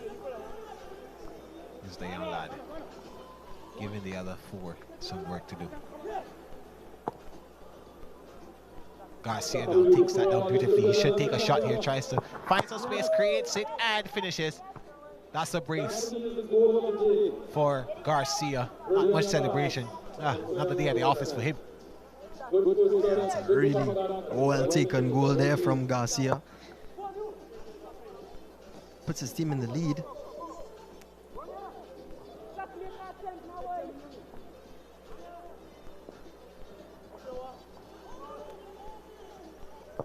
And there you go again. So Leo, we're seeing it. Garcia is making perfect example of what can happen. Of course, a slippage there, really difficult conditions to play in. And another goal. That's a hat trick for Garcia. The first hat trick we've seen of the day, on the day. First in OmegaBall in the Caribbean. Well done, Garcia.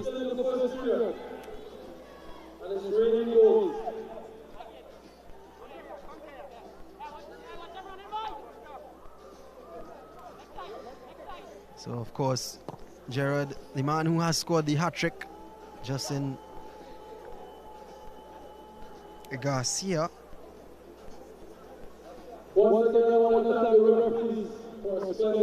Terrell Garcia, rather, does play his football, has played his football with St. Benedict's College in South Trinidad in the SSFL, and he's actually family with Trinidad superstar Levi Garcia, who plays his football in Greece, in Athens. Yeah.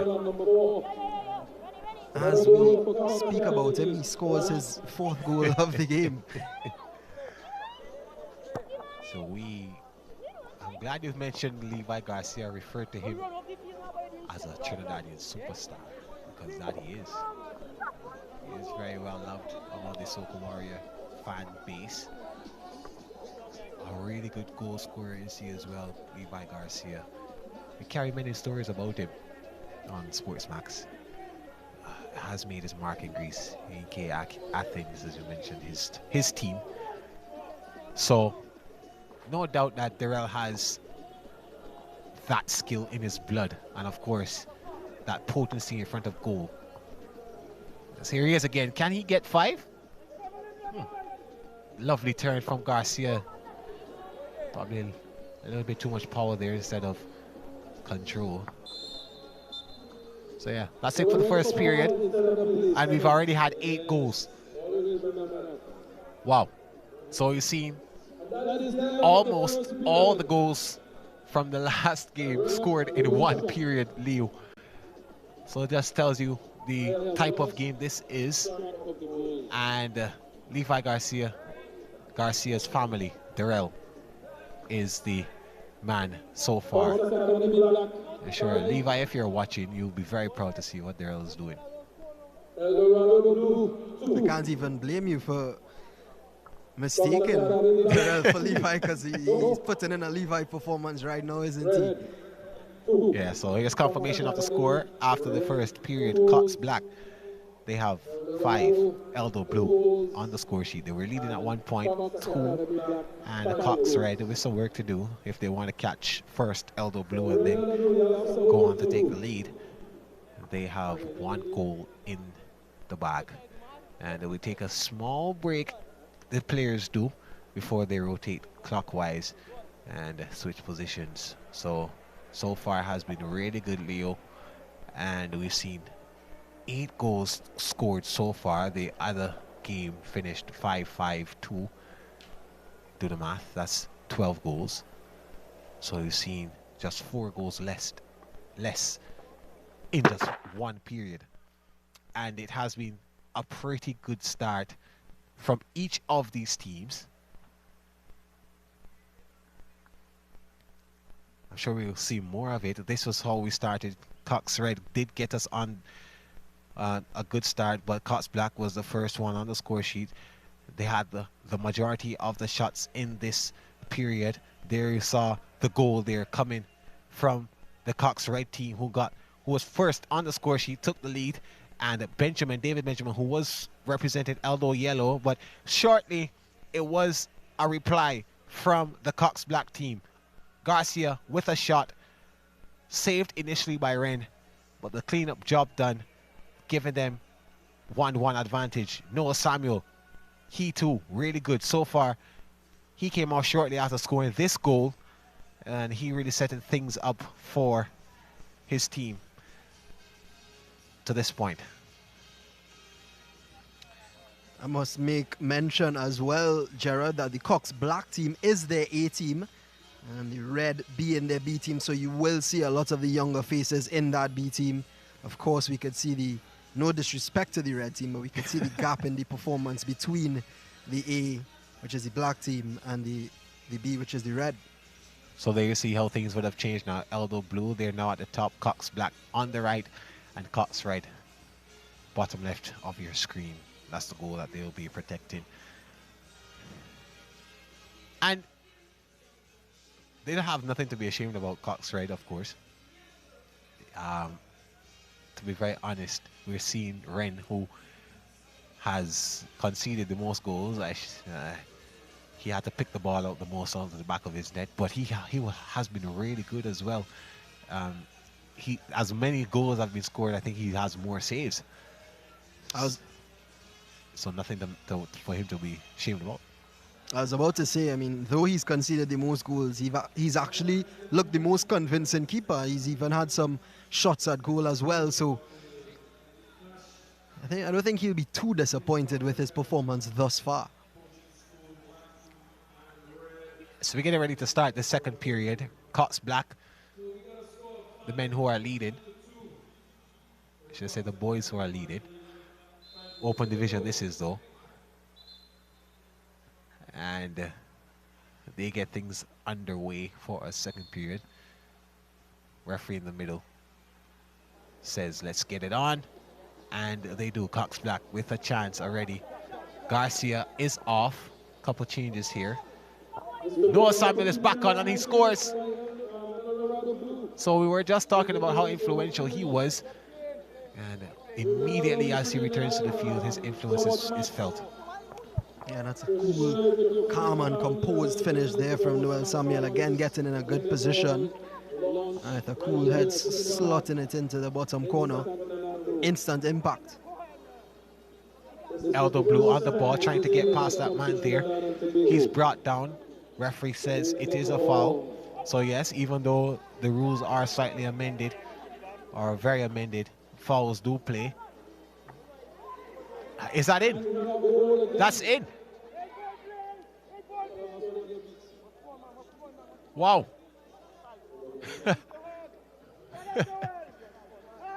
So just like that, Leo, 4 goals to Eldo Blue. That was a really good shot. Yeah, it was a weird one, though. I think Ren thought it was sailing over, but seemed to have completely misjudged it, and it just rolled across the surface of the net. So Samuel again in front of goal, and he too now scores a hat-trick. No, Samuel tying things up between Eldo Blue and Cox Black. 5-5 now to score, 5-5-1. Cox Red with some catching up to do. And he too, we now have 2 players with hat-tricks. Noah Samuel, the other one joining history. Absolutely, Noel Samuel. He could definitely look back on this day and smile. Yeah. So he will now by virtue be the highest goal scorer in the tournament, if this was a tournament. Samuel again on the ball, looking directly at Ren. Can he get past him again? He does, walks it in. And yeah, a little bit of skill. Why not gloat on him? My. Doesn't have much expression on his face, does Noel Samuel, but a lot in his gameplay. That was a really good goal. It's some good dribbling skills. Let's look at it again. Samuel got the ball, immediately turned towards Ren, ran past him, good drag, and yeah, running along the goal line before backheeling it in. Fancy. Tell you what, that's really impressive given the conditions, the bumpy conditions out there, to keep control of the ball like how he just did. It was almost Messi-esque. Especially the drag. And not Messi in the sense of untidy. No. But Messi in the sense of Lionel. Oh my goodness. A bit of unfortunate circumstances there. Shot comes in from long range. Anderson. So things are tied back up again between Cox Black and Eldo Blue. So this game is so quick. Goal is scored and immediately we're back into the gameplay. Ren taking it out himself. Can he score? Oh. So he's taking the initiative himself, Ren. That was a long run back, but he himself would have made history to be the first goalkeeper to score a goal in OmegaBall in Trinidad and Tobago. Bit of a stretch, but history nonetheless. I could imagine him telling his kids in the future about that. You know, I was the first goalkeeper to score in OmegaBall, you know. Imagine if by that time he's a pro. Who knows? I mean, we have the vision. We can see it going that far, but can they? That's the question. Eldo Blue on the ball now. Noah Samuel, anytime he has the ball, it's dangerous.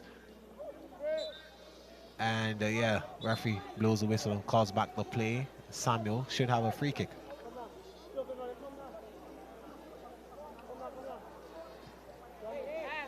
So Leo, I don't know if you've noticed, but Samuel seems to be controlling possession for his team.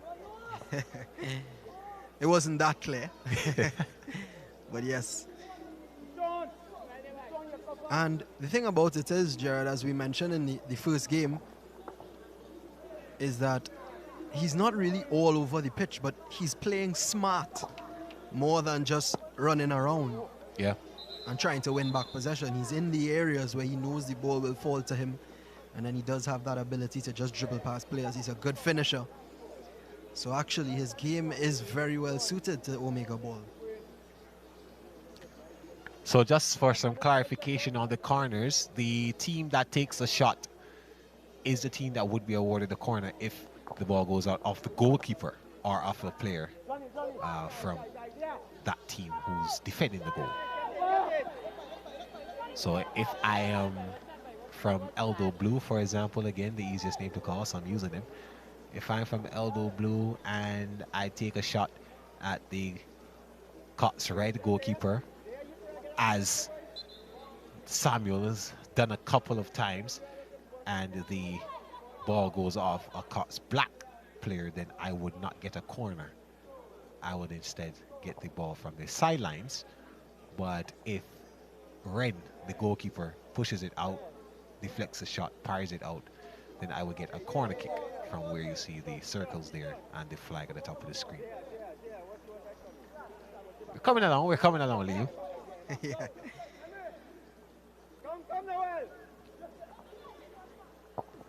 Opportunity now for Cox Red to score, and they do so. Tucked away neatly. Oliveira.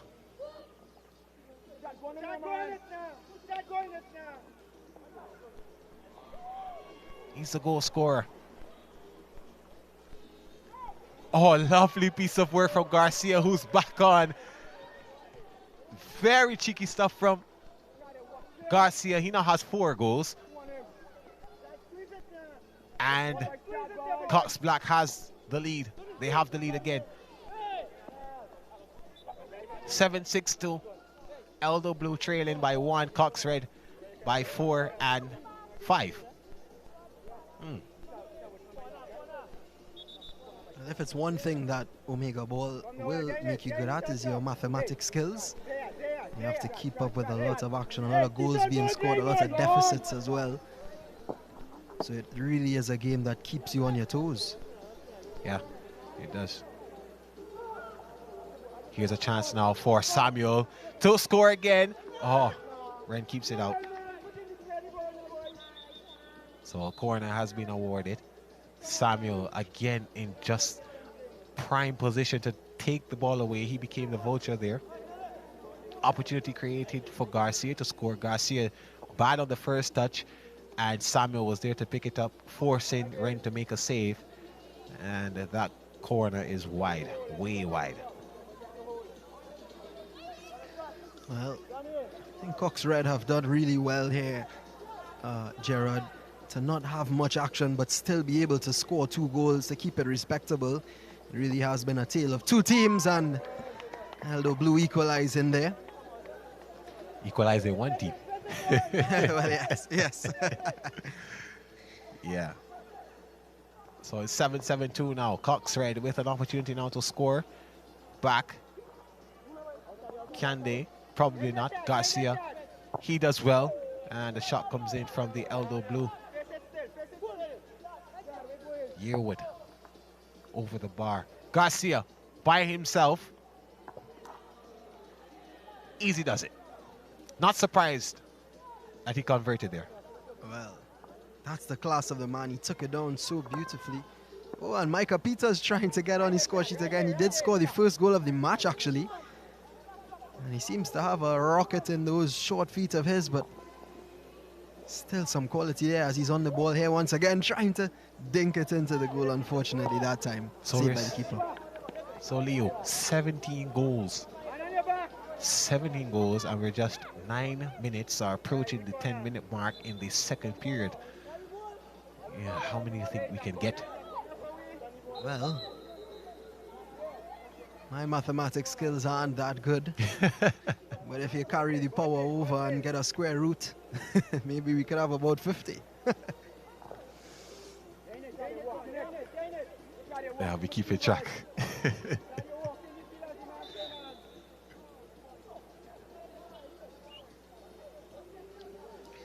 But just to go back to the quality of Garcia, though, that goal he just scored, I mean, all the finishes we've seen him, they haven't been rash. He's actually looked up, picked his spot, and hit it every single time. Yeah, he almost tried to do that again, this time from the free kick. Ren up to the task and does well to keep it out. Trying to create an opportunity now for Eldo Blue. The player brought down just outside the box, so he'll receive a free kick. Cox ready with an opportunity now to score.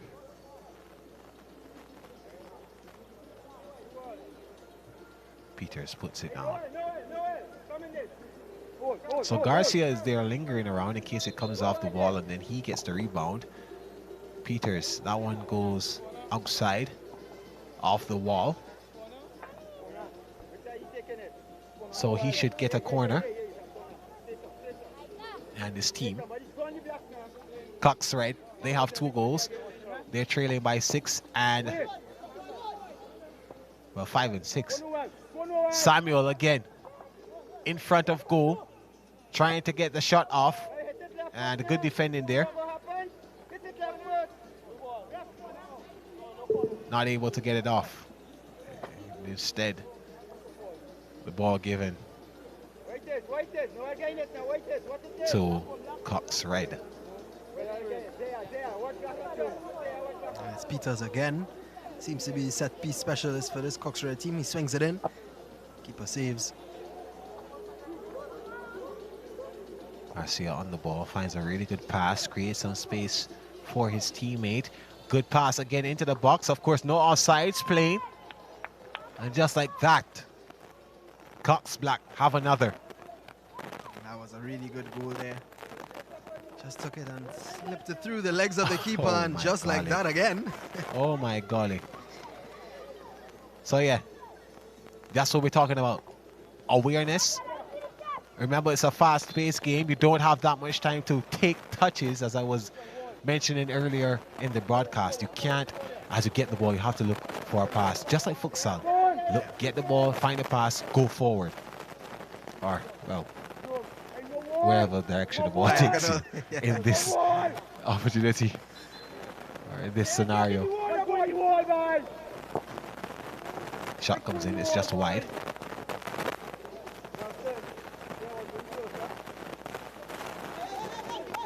So Emery Emmanuel, the goal scorer there for Cox Black, taking them to 10. Samuel in front of goal, finds a pass now to Yearwood. Yearwood can't control it. Garcia cleans up, decides to stay in front of this goal. Yearwood gets it somehow. So it was really good from Samuel to find the pass.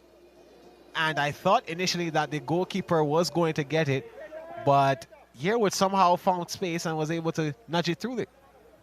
Yeah, good finish there from Yearwood. As I agree with you, he did really well to eventually get the final touch, but I think the man who did the best there was Noel Samuel. The awareness, once again, just to roll it through with that cheeky little back heel to find his teammate. Really has been so influential, has Noel Samuel. Samuel again, 2 and 2. One red shirt coming now into the frame. Well, he can't score that one. That's in front of his goal. Wide open he was. Ren trying to find a pass. He finds one.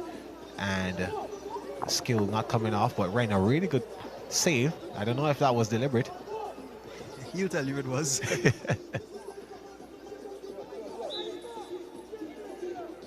think Cotsred getting the whistle there. The ball in their possession again.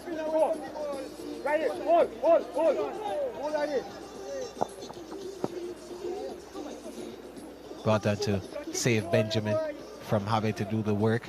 Eldo Blue looking to stop the scoring Garcia. That shot.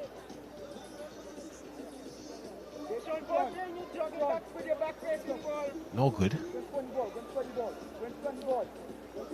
I think it came off the referee. No, it was a handball, was it? I'm not quite sure what happened. Yeah, whatever it did, we know that Garcia will get position as we heading into the end of this period. Garcia with the ball immediately turns to his right. This is the game called OmegaBall. Coxred with an opportunity, and that's a good goal. Peters, he was knocking at the door. Finally, he gets one. Number 13, good goal. He certainly has a lot of quality. Deserved that one, did Micah Peters.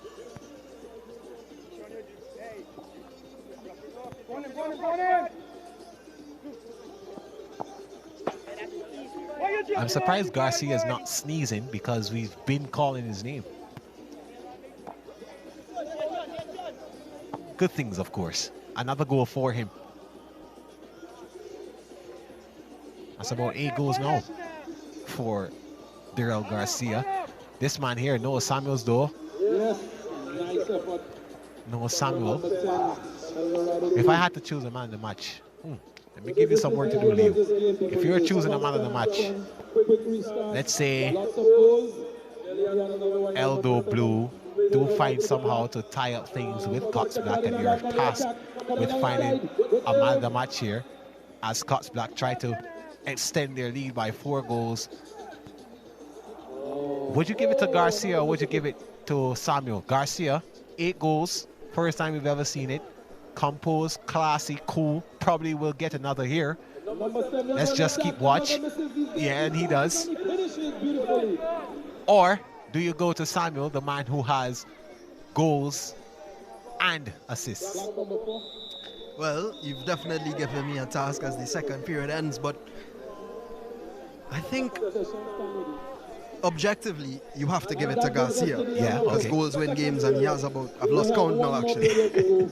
But one argument I will give to Noel Samuel, a lot of the goals Garcia have scored, if I'm not mistaken, he's been given a lot of space. I think Noel Samuel has been working a bit more harder for his goals. We've seen him dribbling, we've seen him poaching, we've seen a plethora of different goals from Noel Samuel. But I still think you do have to give it to Garcia, given the way he's been scoring the goals that he has been. All right. I don't know if I contradicted myself there or if I was clear.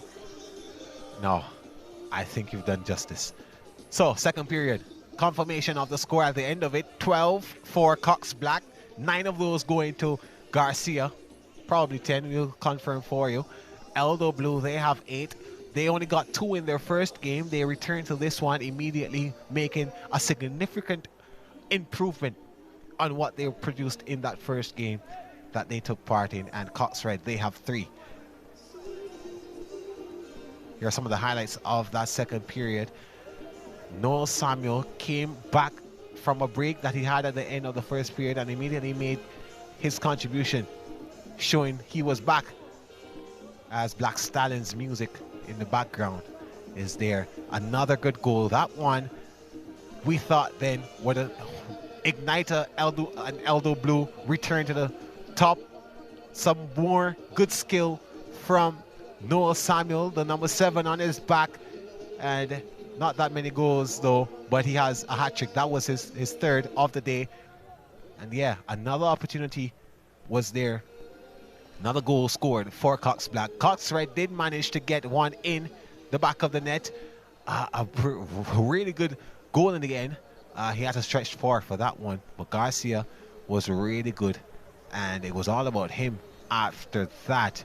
He has 9 goals to his name of the 12.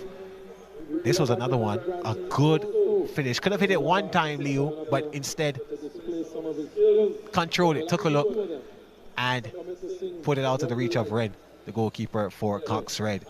This one was a rare occurrence. Someone else other than Garcia taking, putting their name on the score sheet. But he was back in it again immediately. Samuel finding a good assist there, and Yearwood getting there before the goalkeeper somehow and was able to finish it. Really good pass there by Samuel, providing the assist for his teammate. Peters, he was knocking out the door a lot on both goals, and this time he was rewarded for his hard work, poaching one to take Cox Red to 3. Garcia though, again, couldn't stop him. Even with that push there in his back view, he was able to stand on his feet and complete the conversion.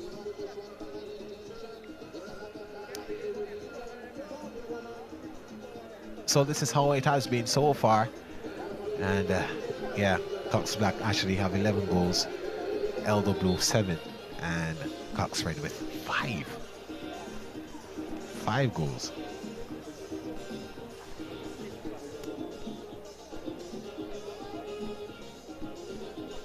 And of course they have rotated once again. Cox Red on top, Black in the bottom left, and Eldo Blue now on the bottom right for this third and final period of the open OmegaBall match.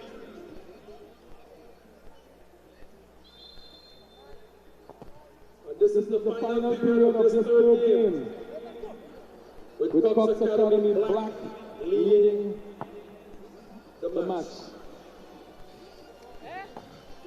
Remember, Cox Academy Black. That one sails out, and just getting back into it are the 3 teams. Cox Red have their tails up. As they fight off for the last period of this game. 11-7-5 is what the score reads, as that one is swung in nicely. Keeper beats it away. But here's Garcia again. This time it's blocked by the Eldo Blue defense. And if you do take a good look at the pitch, Gerard, there is one Eldo Blue man who is not on the pitch, and I'm very surprised to not see him there. He's probably a little bit tired, legs are weak, giving him a chance to rest and somebody else a chance to play. I mean, he has already picked up a hat-trick, has a couple assists to his name, scored goals in the game before. So the coach probably just giving him a rest. He did come off in the first period as a shot comes in from Eldo Blue, ably saved. And Garcia, I thought, would not have started this period. He is on the field. Well, he has set the record for the most goals scored in an OmegaBall game, I'm guessing, and it's still there for the taking for Garcia. He could increase it even more. That he can, because we're just almost 2 minutes into this final period, so there's a lot more opportunities for him to score. Cox Red with their 6, courtesy of that man on your screen. Justin Tom making the pass now after scoring that goal to Peters. And some miscommunication there between Peters and Rice. Tom there, the goal scorer now, looking for a different goal to shoot at. And Eldo Blue trying to keep possession. But Red get it back. Trying to find a pass, or trying to get past his man, is Rice. So 2 Joshuas on this Cox Red team. Joshua Rice there with the ball in hand. And Joshua Charles, he's not on the field at this moment, but he's on the team.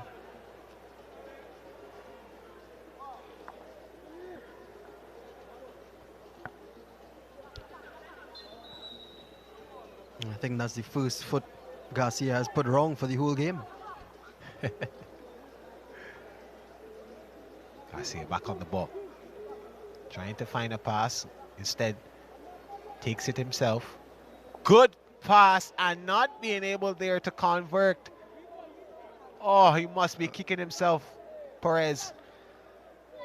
Well, Gerard, it seems as if Garcia was destined to be a goal scorer because he put it on the plate for his teammate who didn't want to give him the assist.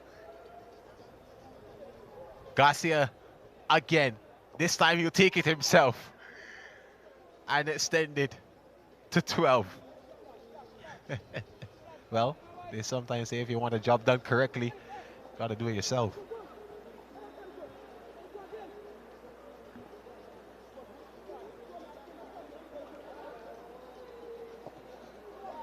I actually think, Gerard, that the goalkeeper for Cox Black is actually an outfield player now. And he has the ball in his hand right now. Oh, yes. Yeah. The man, Vaughn Clement. Garcia, lovely piece of work there. Not able to get the shot off. Nice skill there. To get past his defender. So tussle to see whose ball it is. And no, we don't ever want to see this on the football field. So, oh no. So Garcia, and immediately showing red, the both of them. The referee did take a little bit of time to get involved there though. We don't ever want to see that, especially amongst the schoolboys. And we do know that tempers are flaring because of the intensity of the game, the swiftness of the game, but you just want to keep your cool. And now Garcia has spoiled what was an immaculate performance by getting red carded. And so too Joshua Rice, who just came onto the field. And now he has to go to the early showers. Yeah, that's really disappointing from both parties, especially Garcia. I mean, the performance he's had, would not have wanted to end it in such a way. As Eldo Blue. That's a good goal in the end. I did think he took that shot a little bit early.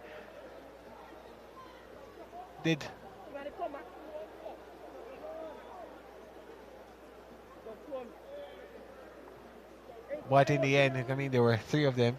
Millet did take the shot a little bit early, I thought. But in the end, it turned out to be pretty okay. And it should be another goal now. A different player from Garcia. Someone else getting on the score sheet. And it was a really good finish there. Well, the goals are just flying in now, Jared. That's another one there from Tom, I believe. Yeah. So I guess Garcia was stopping the flow of goals for the other teams, I guess. No, he isn't there, and now the goals are coming for the other teams at will. He was a thorn in their sides.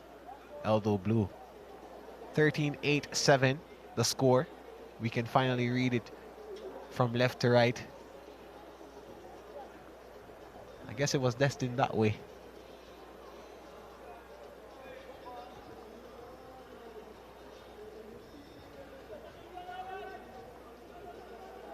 Perez on the ball. He just scored. Oh, what a mess from the goalkeeper. Well, I tell you what, Jared, I'm not sure if goalkeeping is his initial trade, because he did switch out for the original goalkeeper for Cox Black, and that was a terrible mistake there as we take a look at it again. Yeah, shit, that's a regular save on a day. Any day, even I could save that. Well, I say that as if I didn't have the skill to. Oh, that shot is wide. Good effort in the end. Well, hard, tough effort. But he did manage to get the shot off. It was wide. 13-9-7. Cox Black leading. Eldo Blue follows, and Cox Red not too far behind both of them.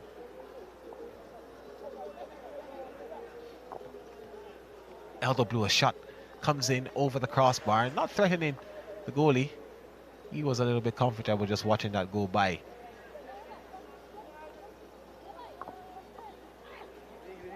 So the lights are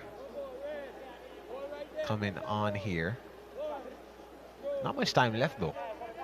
Not much time, but I will say the weather has done well to restore some quality to the conditions. Earlier on with the rain, there were a bit of puddles and muddy areas, but the sun has come out and dried up the pitch a bit, which has probably helped the quality of the Omega ball as well. I nearly called it football.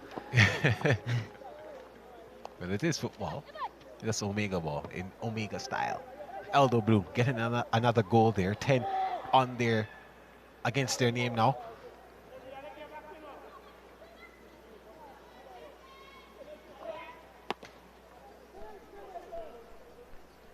A shot there from Nicholas, kept out. And Nicholas has been pestering just as much as Samuel was. Do you think now is the time to bring back on Samuel with Garcia off the pitch? Could be a good shout. He has a lot of work to do. There were 3 goals to catch up to that.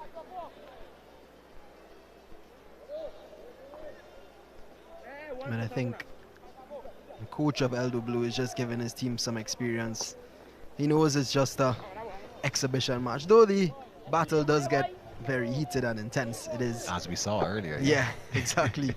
It is still just a matter of getting these guys accustomed and of course showing the Caribbean, Trinidad and the world as well, you know, the game of Omega Ball.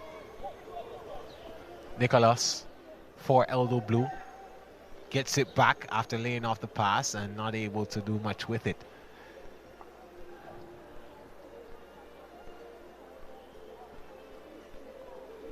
That was Daniel. Oh, brilliant goal from Nicholas. That's Nicholas there now with the goal. Well, what a goal that was from almost an impossible angle. And it's not the first time we've seen him try that. First time he has been converted though. Yeah, yeah. Perez with the pass and ably finished. So let's look at that one. A really good finish there by Nicholas. Not the first time he did attempt, but the first time he did go in off the crossbar. Actually, Gerard, I did just mention from an impossible angle, but given the curvature of the outside of the football pitch, it actually gives him more of an angle than on a regular straight line. That's true. Good observation there. So what we see, or what we think we see, isn't what he sees. Eldo Blue, they're very close to catching up with Cox Black. That one is wide. 14-11-7 the scoreline. We have about 4 minutes, or just under 4 minutes to go. And unfortunately, Leo, I think if we were to name a man of the match, that Garcia would have lost it because of his red card. Yeah. Definitely tarnished the performance, unfortunately for him.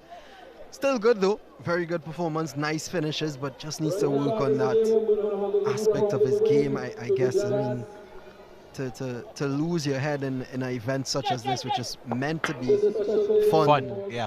You know, it's disappointing to see, as well as not only Garcia, but also the Cox Red player who was involved in the altercation. You know, disappointing, but something that they'll just have to learn from. Well, they have learned, it seems, about playing this format, and another goal there for Justin Tom. I think he now has 3. Goal scored by Cox Academy Red. So Cox Red We have Cox Academy Black making a run down. trying to catch up, but immediately Perez with a good assist, providing the shot. Well, provided the opportunity to score. And now they go back up to 15. Yeah, that was beautiful, actually. And Noel Samuel is back on the pitch. So it looks as if Eldo Blue may be trying to nick it back in the dying embers. Maybe a little too little, too late. Oh, a shot just wide from Perez. Peters on the ball. He's brought down. No foul. All ball. Here's an opportunity now for Eldo Blue to score. Nicholas takes it by himself. Perez, naturally a defender, obviously. It's quite clear now that he's naturally a defender, so I guess that's why they put him in goal. Well, Samuel trying a cheeky one there. I do think time is running out for both Eldo Blue and Cox Red. I think Cox Black have sealed the victory in my eyes. I guess this one, based on the time, is pretty straightforward. 4 goals in 2 minutes. Possible. Maybe. The question is, can they do it? Nicholas on the ball, turns around. Alright. Tracks back to try to get back the possession. Takes a shot now at the... Easy does it. Nicholas with another goal of his own. He too has a hat-trick. Yeah, that's a classy goal there from Nicholas. Again, picked his spot this time. It's above ground and does really well. I think, Gerard, that we really have seen a more balanced competition in this one as opposed to the first match that we watched. Eldo Blue, surprisingly, or maybe not surprisingly because of this man on the ball here, have really upped their game from the last match. Yeah, Perez is brought down.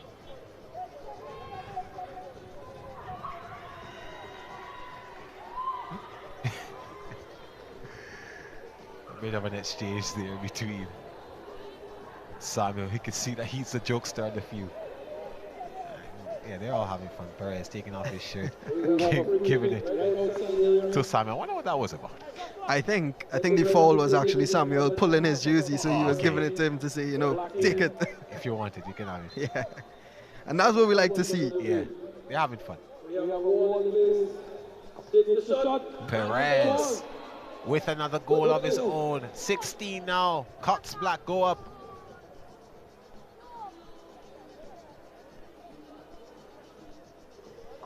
Samuel with a shot. And the rebound, he gets there. How did he get there first? I don't know. When he gets the rebound, Samuel again on the score sheet. So he's creeping up in the goal tally, not able to catch the 9 goals of Garcia, well, the 10 goals from Garcia, but in the end, a really good performance from all 3 of these teams.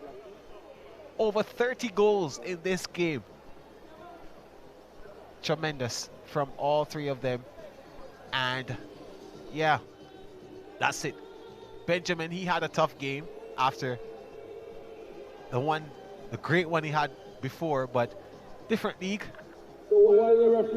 He had to step up a category. It was a little bit tough for him. Yeah, most definitely, but I really do think that this match was the icing on top of the cake for today's proceedings. Really did show what the game is about. It showed that these players understand the Omega Ball. They were shooting, they were poaching, they were defending their goal as well, and it was really a good example of this sport for us here in Trinidad and Tobago and the Caribbean as well. Really am pleased to see it here. And as we were speaking about earlier, I really hope to see it develop as well. And I think the referee is having a conversation with the players now following that altercation that we saw between Garcia and Ford from the Cox Red team. Both of them all would have received red cards. And, you know, just re-emphasizing what this is about. Rice, rather, who got the red card from Cox Red. And I guess he's just reiterating how this is supposed to be fun. This is about the development, and we don't want that behavior on this field. So let's take a look at some of these highlights. This is from the third period. Immediately got on the way from Cox Black. They were trying to get things done. Eldo Blue, though, with the first shot of, or the second shot of the period, they got a chance. The first goal, though, from this period, coming from Justin Tom, was a brilliant finish near post. Could have gone far, but instead beating Benjamin to his left, finding a really hard time. Garcia, the man who was the top goal scorer in this game, finding an opportunity for Perez. Perez not able to finish, but he did try to get himself back on the score sheet, extending. That was a really good finish with his left foot. And Eldo Blue, they had a really good opportunity. I thought initially that shot coming from way too far, but Nicholas still doing well and being able to put that shot in and score. Another one should have been cleaned up. Nicholas again on the score sheet. That was his second in this period. Eldo Blue, they created a lot of opportunities for themselves, trying to catch back up to the Cox Black team, who came in this period with a 4-goal advantage. They cut it down significantly. Nicholas with his third in the period, a hat-trick in the game. As you can see there, a pretty open look at the top left-hand corner, and he obliged himself, helped himself to it. And though it continued, it was more goals, all about the scoring for the Cox Black team. Perez came out of goal, provided an assist. He too scored later in the period. We'll show you that one soon. But Justin Tom, he was equally as good, up to the task for Cox Red. And they did trail a little bit by a few goals coming into this period, but they were able to creep themselves back up, especially after that altercation that got Garcia immediately red carded. Nicholas, a perfect opportunity for him, eased it back, saw who he was shooting at, didn't find a pass initially, but he said, oh, I can go for goal, and he did so, and it was into the bottom right-hand corner. Another goal for him. 4 goals in the period. Samuel came on midway through and helped himself to yet another goal. That was his 5th in this period, and mind you, it ended a really good blown off. 16 goals for Cox Black, 13 in favor of Eldo Blue. Significant advantage, and Cox Red, they got 8. So there's confirmation of the final results for this game here.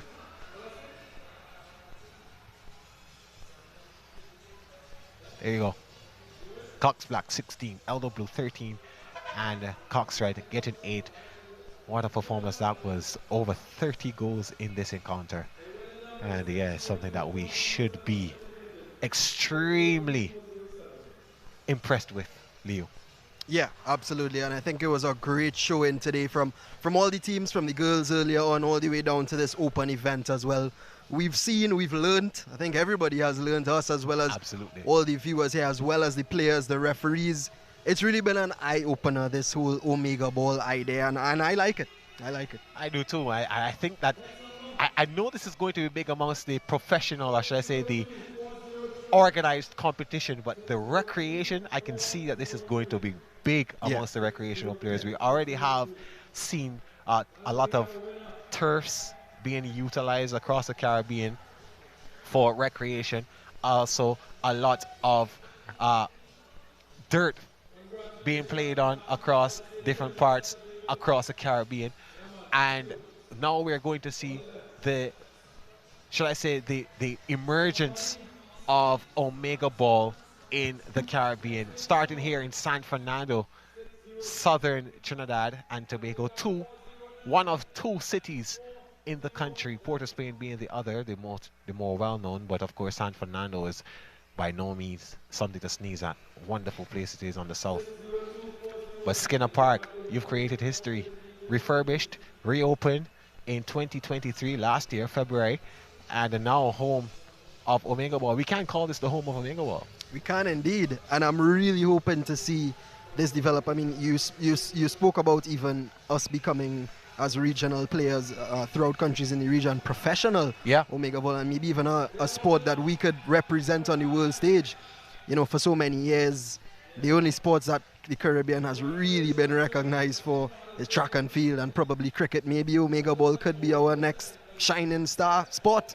Yeah, well, we did try to get futsal incorporated across the Caribbean. OmegaBall is something that we also can look at getting some kind of professionalism, some good structure to it, and I would love to see how that works out, Leo and viewers. I believe that we do have what it takes to get it there. Yeah, and we've seen the talent. We've seen some players, the likes of the Noel Samuels, the Garcias. Many names have come about today, and we hope to see them in future. Of course,